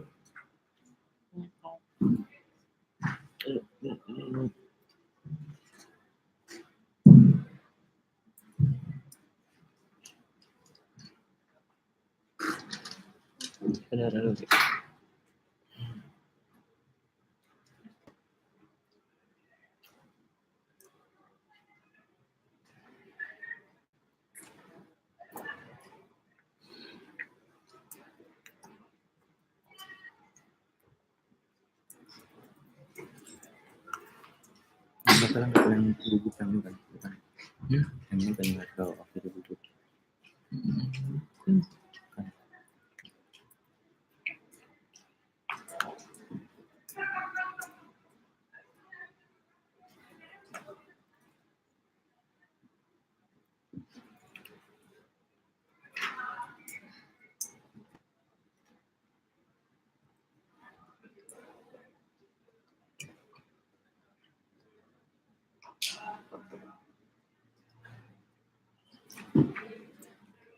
distinguished members of the panel, my fellow friends, indigenous populations around the world are one of the most vulnerable communities in this world today. They have little capital, limited bargaining position, and oftentimes live in situations of abject poverty. Yet they have one advantage over people like us. Through their own unique ways of living, numerous indigenous communities have developed specific knowledge regarding genetical resources, plants, and animals around their ways of life. And in response to this awesome knowledge, pharmaceuticals and research institutions did what is logical. They looked at this knowledge with impunity, took this knowledge with impunity, and commercialized this knowledge with impunity. This issue forms a central part of today's presentation, in which I will give an explanation on how the Indonesian government could implement benefit sharing mechanisms towards bioprospecting of traditional knowledge of indigenous populations in Indonesia. Before going into the substance of my presentation, I will give several working definitions. The first is a definition of indigenous or traditional knowledge, which is know-how of an indigenous population made in a cultural context, passed down through generations. And this knowledge is oftentimes associated with a particular genetic resource. For example, the usages of certain plants for traditional medicine. An example in Indonesia is found by looking into the draft regulation on the protection of traditional knowledge, in which a local indigenous community in the Halimun mountain range in West Java has 51 different local varieties of crops, which they develop and cultivate in accordance with their knowledge and customs. And this knowledge is made in a cultural context. They believe that these knowledge forms part of the personification of a god, the life giver. But that's a scholarly example. In my hand, I have antangin, something that is used by millions of Indonesians yearly to solve their daily ailments.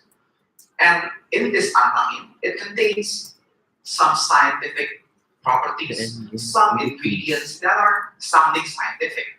It contains cumin, it contains ginger.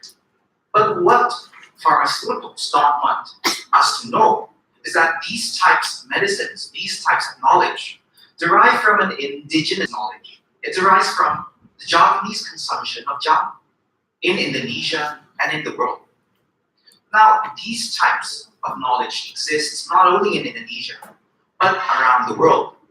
However, when pharmaceuticals come to these indigenous communities and take traditional knowledge, it is oftentimes done without the prior informed consent and without signing any mutually agreed terms, in which access of traditional knowledge has to be given the prior informed consent to be made for mutually agreed terms towards these indigenous peoples.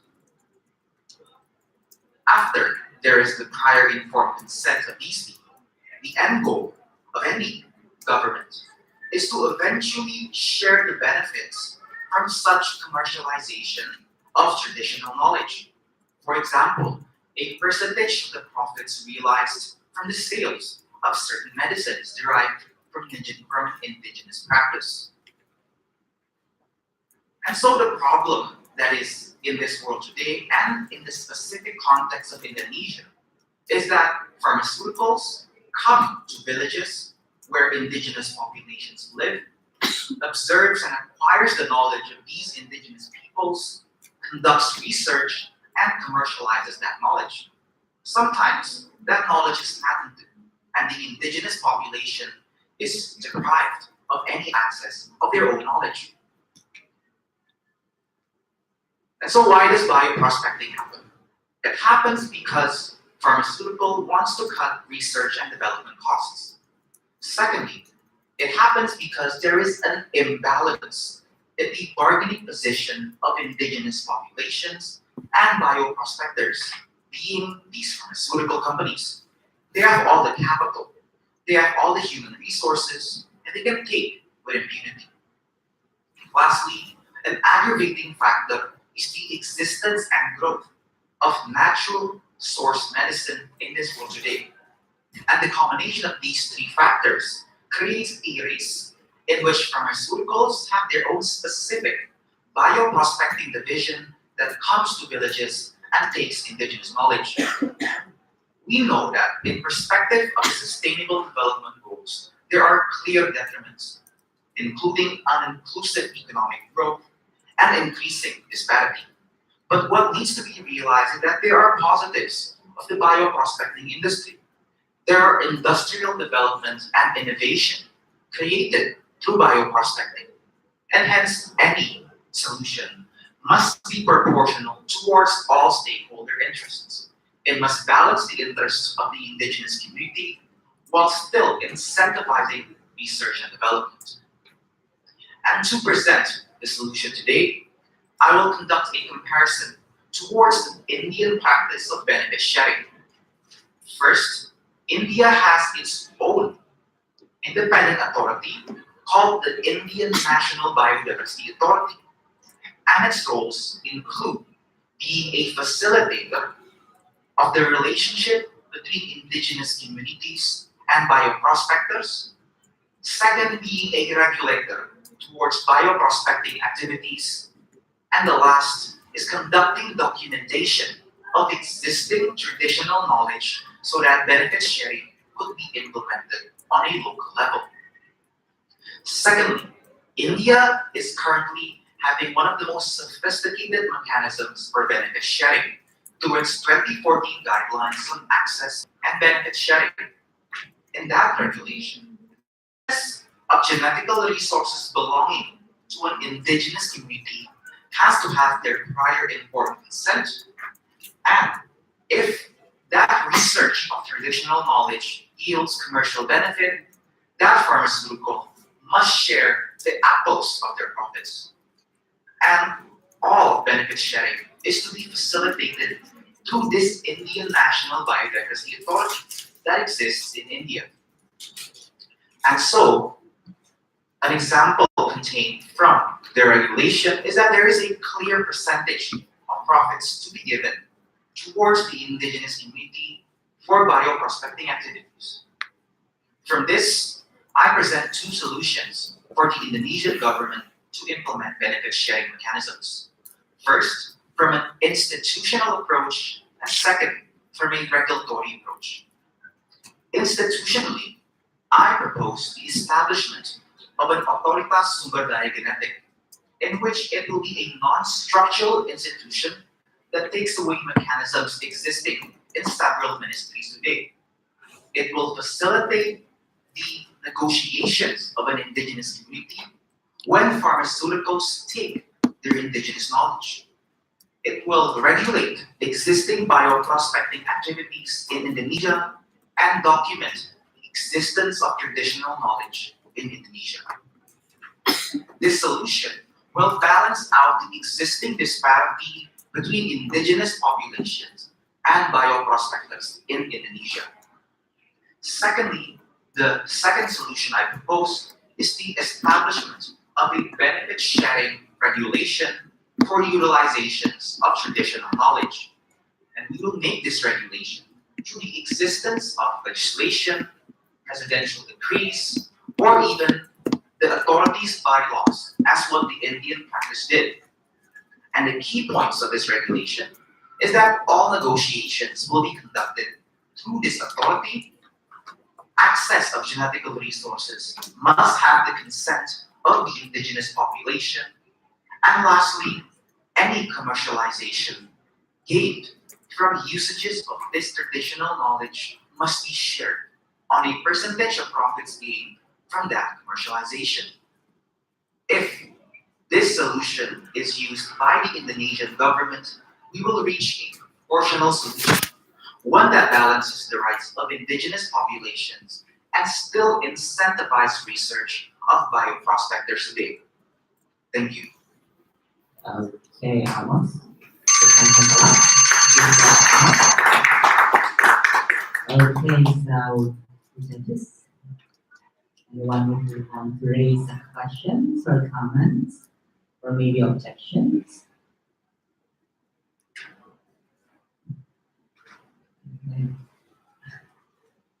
Okay.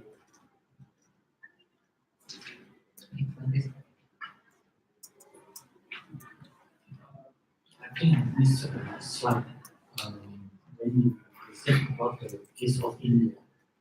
Would you show me again?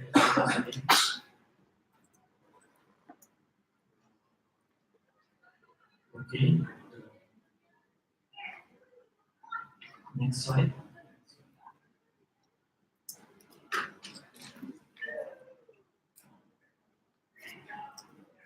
Because it's the example is in India, right? Yes. But you mentioned here is in Indonesia. What do you mean? Because you try to take the example from India, but suddenly you put in Indonesia. Can you explain why you put Indonesia on this? When I'm at the brackets called kabupaten or kota biodiversity committees, it's actually a translation from an Indian committee called the Local Biodiversity Committee.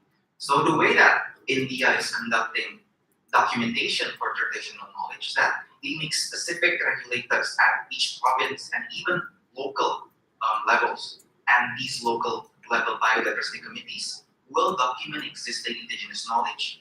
But since the wording of that is in Indian, I've translated it to our definition of the kabupaten or kota level of biodiversity committees, which will document that knowledge. I'm sorry, it should be written India.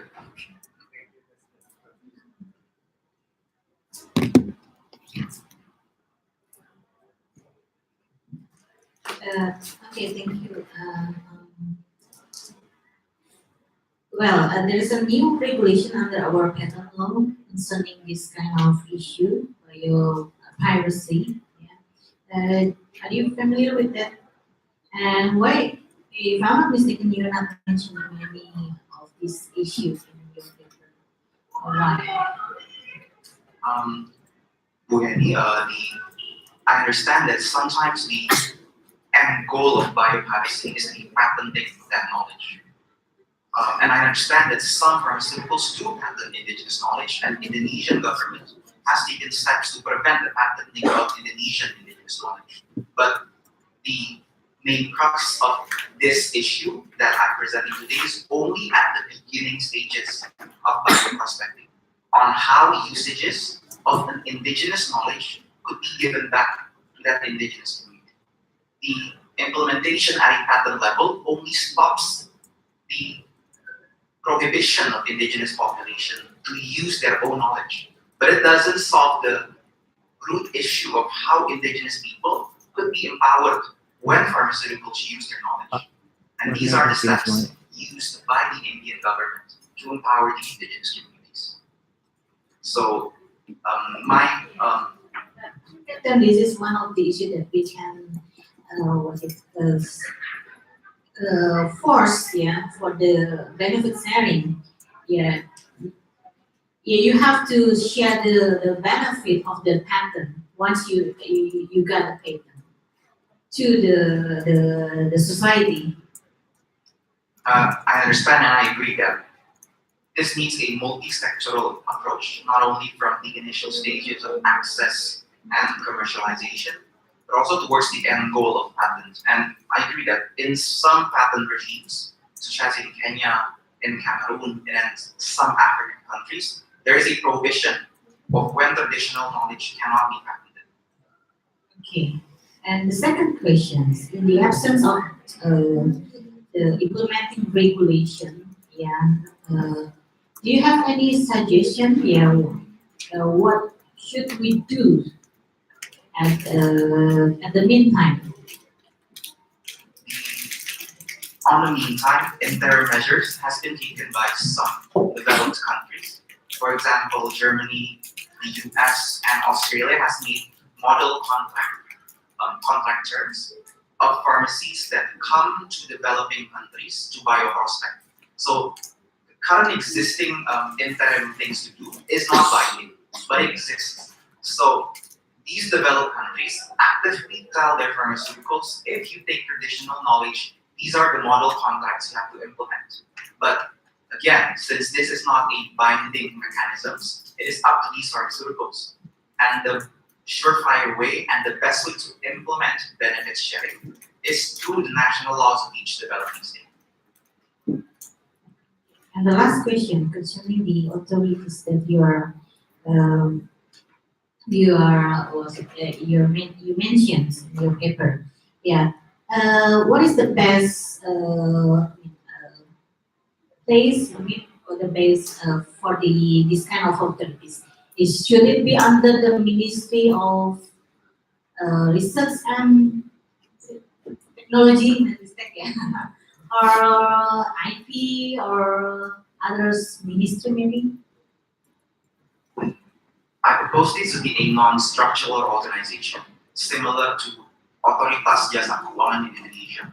The reasoning why this should not be under one kementerian, for example, KKP or Kementerian Lingkungan Hidup, is because right now there is a clash of authority, ada perdebatan wewenang between some of the kementerian in Indonesia. For example, for bioprospecting happening in context of sea levels, currently KKP, which is handling in context of sea, is disputing its authority with the KLKH, particularly in context of hutan bakau. So the example of India is that it's exactly like Indonesia. There used to be a clash of authorities between different ministerial levels, and the best way to solve that clash of authorities is by making an independent authority that has the authority to render regulations and implement facilitating benefit sharing outside of the existing mechanisms.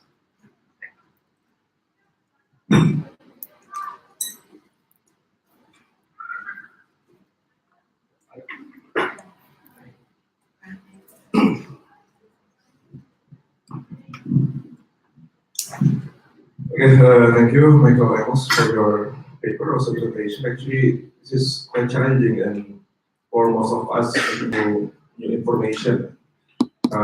Who had me mentioned about IPRC and again the bioprospector. My question is, you mentioned about the traditional knowledge or local knowledge in Halimun Mountain or Gunung Halimun di Solo about the Dewi Sri Sangyapo Haji and so on and so forth.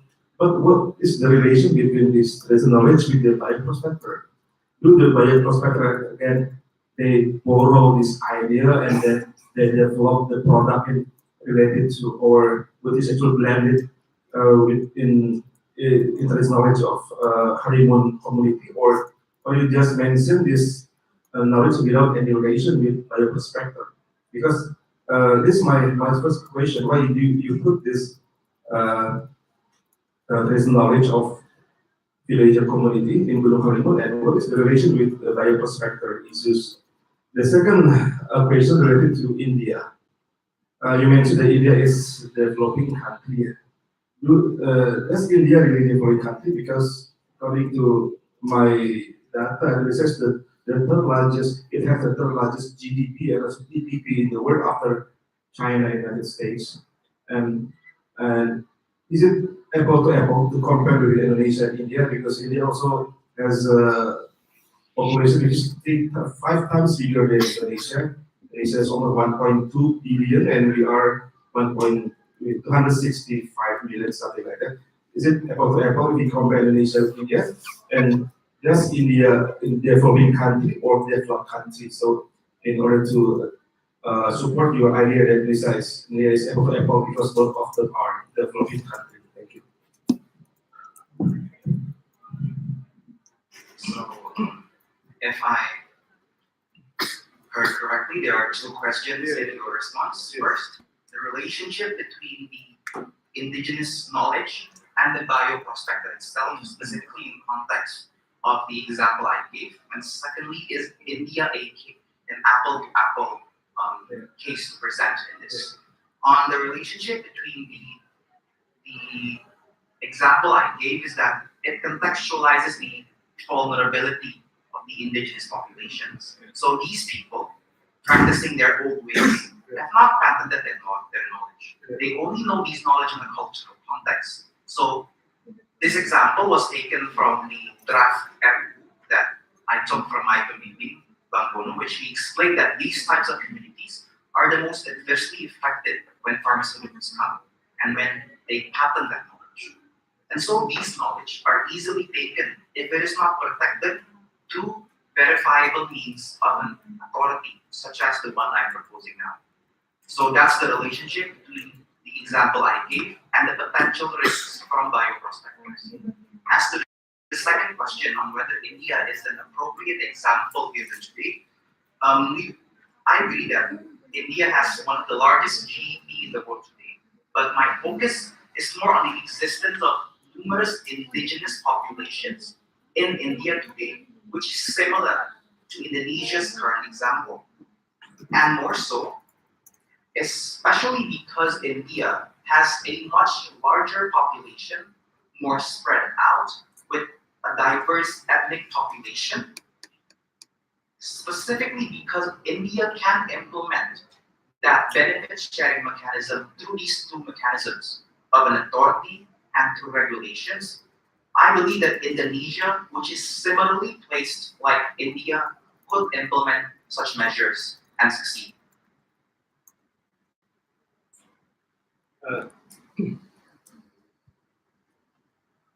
Okay. Actually, the first question you to clarify my first question, because regarding the Gunung Halimun villager or orang-orang desa Gunung Halimun, because yes, you mentioned that they have the Indonesian knowledge or traditional knowledge, and they are also vulnerable in terms of bioparasitic. My question is this just an example, or there something happened with them? Because I say one corporation or community or bioprocessor already took their knowledge without their own permission, without their own approval, and they brought the knowledge and they developed the knowledge of the people to other places or to other and for their own benefit. Or is there any example or any proof and evidence that or just an example, because just a example without any proof that the knowledge already taken by corporation or by prospector to develop it for their own benefits. On the Gunung Halimun example, we understand it's not a bioprospecting case. It's just an example of traditional knowledge in Indonesia, one of the very few that has been successfully documented by scientists in the field. But we would just point that some examples of bioprospecting in the world is, for example, in South America, in French Guiana, there is a patenting of knowledge from the plant of quasi amara that is used by a lot of indigenous populations in that. In that specific example is a clear example of bioprospecting activity that is conducted with benefit sharing mechanism of the French institution. Sadly, these types of instances don't happen that often, and more so it happens without the consent or the indigenous population even knowing that their knowledge has been taken.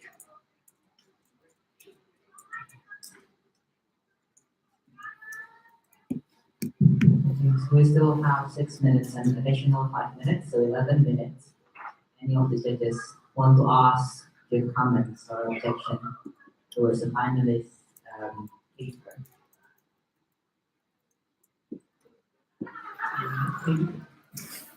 No, Madam Chair, want to ask question? Yes. No. Okay. Apa aja?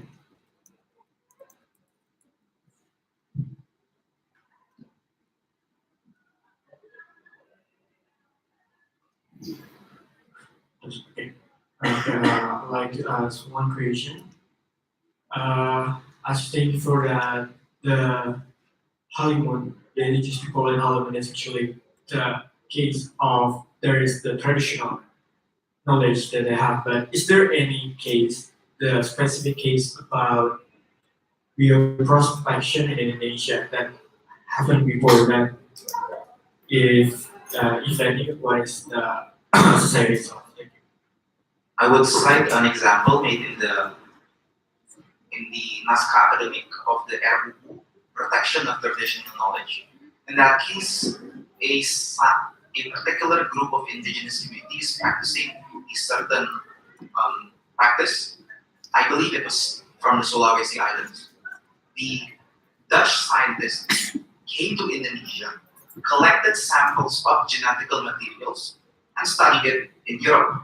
When Indonesians came to see whether there are benefits that could be used from that resource, they found out that research has already been conducted in Netherlands. So the key takeaway is that during this bioprospecting, in which the genetical material is taken from Indonesia to Netherlands, likely that particular indigenous population did not know what the Netherlands researchers were doing it for. And so these types of activities in which knowledge are taken without any consent, any benefit sharing, is what needs to be addressed in the Indonesian regulations that I'm proposing. Thank you. Any additional comments? Andres? No? Benjamin? No? Okay, because we still have approximately 9 minutes left with the additional time we had. I would like to open the session for public. Is there anyone in this room want to ask a question to Amos? Okay, so okay, yes.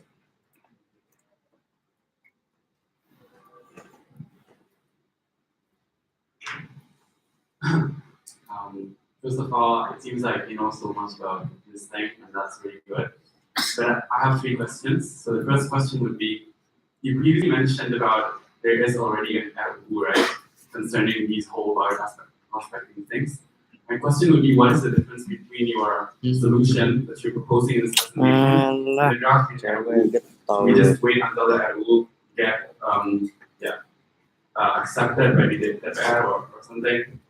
Yeah, that's the first question. But the second question would be, what really distinguish traditional knowledge and any other type of knowledge within the society? Because I think the importance of this question would be, because normal knowledge will fall within the regime of IP regime for protection, right? But for traditional knowledge, it will not be subject to the IP regime, rather it can be subject to this proposal of yours. Hence, there needs to be a clear guidelines on what to constitute a traditional knowledge. Is it merely because it's held by local communities or indigenous communities? And okay, wait, I'll just take 2 questions is enough. Thank you.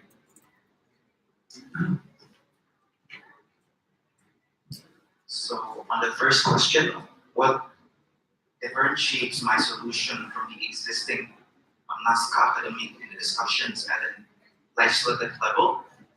Currently, to my knowledge, from discussing with my community, the RUU actually is not yet sure on how to implement benefit sharing provisions. There's 2 solutions that they thought about, but they're not sure. First is through contract mechanisms. Second is through providing perizinan, specific perizinan for each bioprospecting activity. The mechanism that I propose today also does not point to one solution over the other, because what I only present is that there needs to be an authority, and how that authority regulates benefit sharing, either through mechanisms of contracts or through providing licenses towards these bioprospectors, need to be discussed further. Because even now, currently, there are different ways of each state to conduct the benefit sharing. Developed states would like it to be a form of contract, but developing states sometimes for the licensing mechanisms for indigenous knowledge. As to the second question, the distinguishing line between traditional knowledge and normal knowledge, well, basically it's defined by each state. There is no definition of traditional knowledge that is uniform across all states. For example, Bhutan has its own definition, India, Kenya has its own definition, but more likely, if Indonesia implements a regulation on traditional knowledge, it will be in the context of kekayaan tradisional, or more so along the lines that would encompass batik, usages of jamu, and our current practices of indigenous populations. Kemudian Buina, have a question?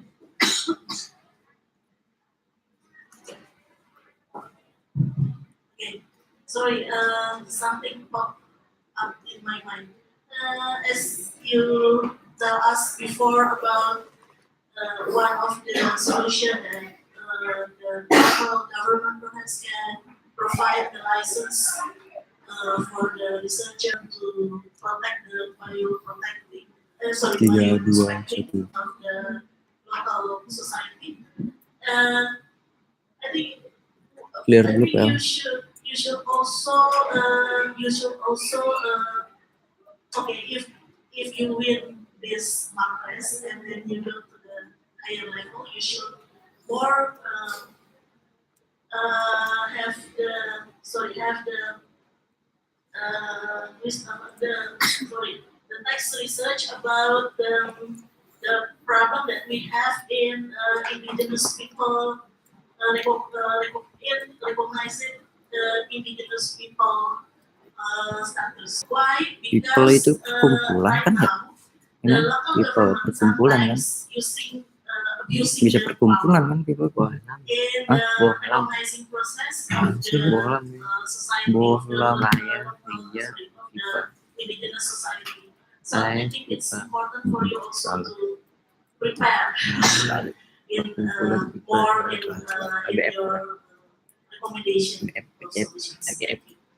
I agree completely. The current problems with recognizing indigenous populations, as I did discuss with my meeting, is that it's often a political process. Like, for example, if the village headsman is currently the bupati of a certain region, then that indigenous population likely would get recognition, and the opposing of villages will not get recognition. And also, it's a very money-oriented process that's prone to political gerrymandering by states. So it's currently not a scientific question. That's why in my recommendation, I propose that the authority will be an authority that can grant status of indigenous population and traditional knowledge. And I recommend, although I admit it would be hard, that this authority, similar to OJK and KPK, should be free of political considerations. Yes, exactly. Okay, any more questions? We move to this part of the topic. Okay, now, judges, can I end this session? Okay, please give applause to Amos.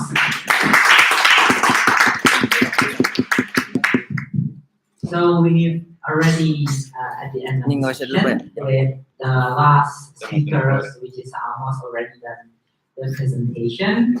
So first, I want to maybe we should appreciate the stars of these past 2 days. Please give applause to the timeless.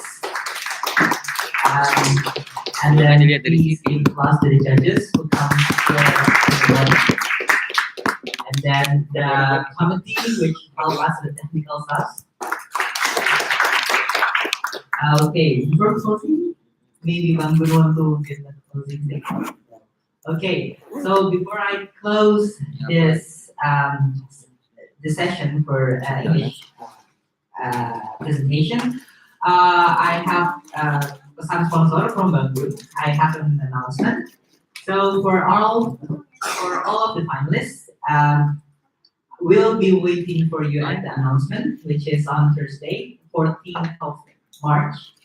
And Bang Gun said, please bring your parents or families to come in the announcement ceremony. Give applause. Okay. So that's about it. So you are compulsory to go to the announcement. And can we say this session end? Okay. Thank you for your participation. Thank you.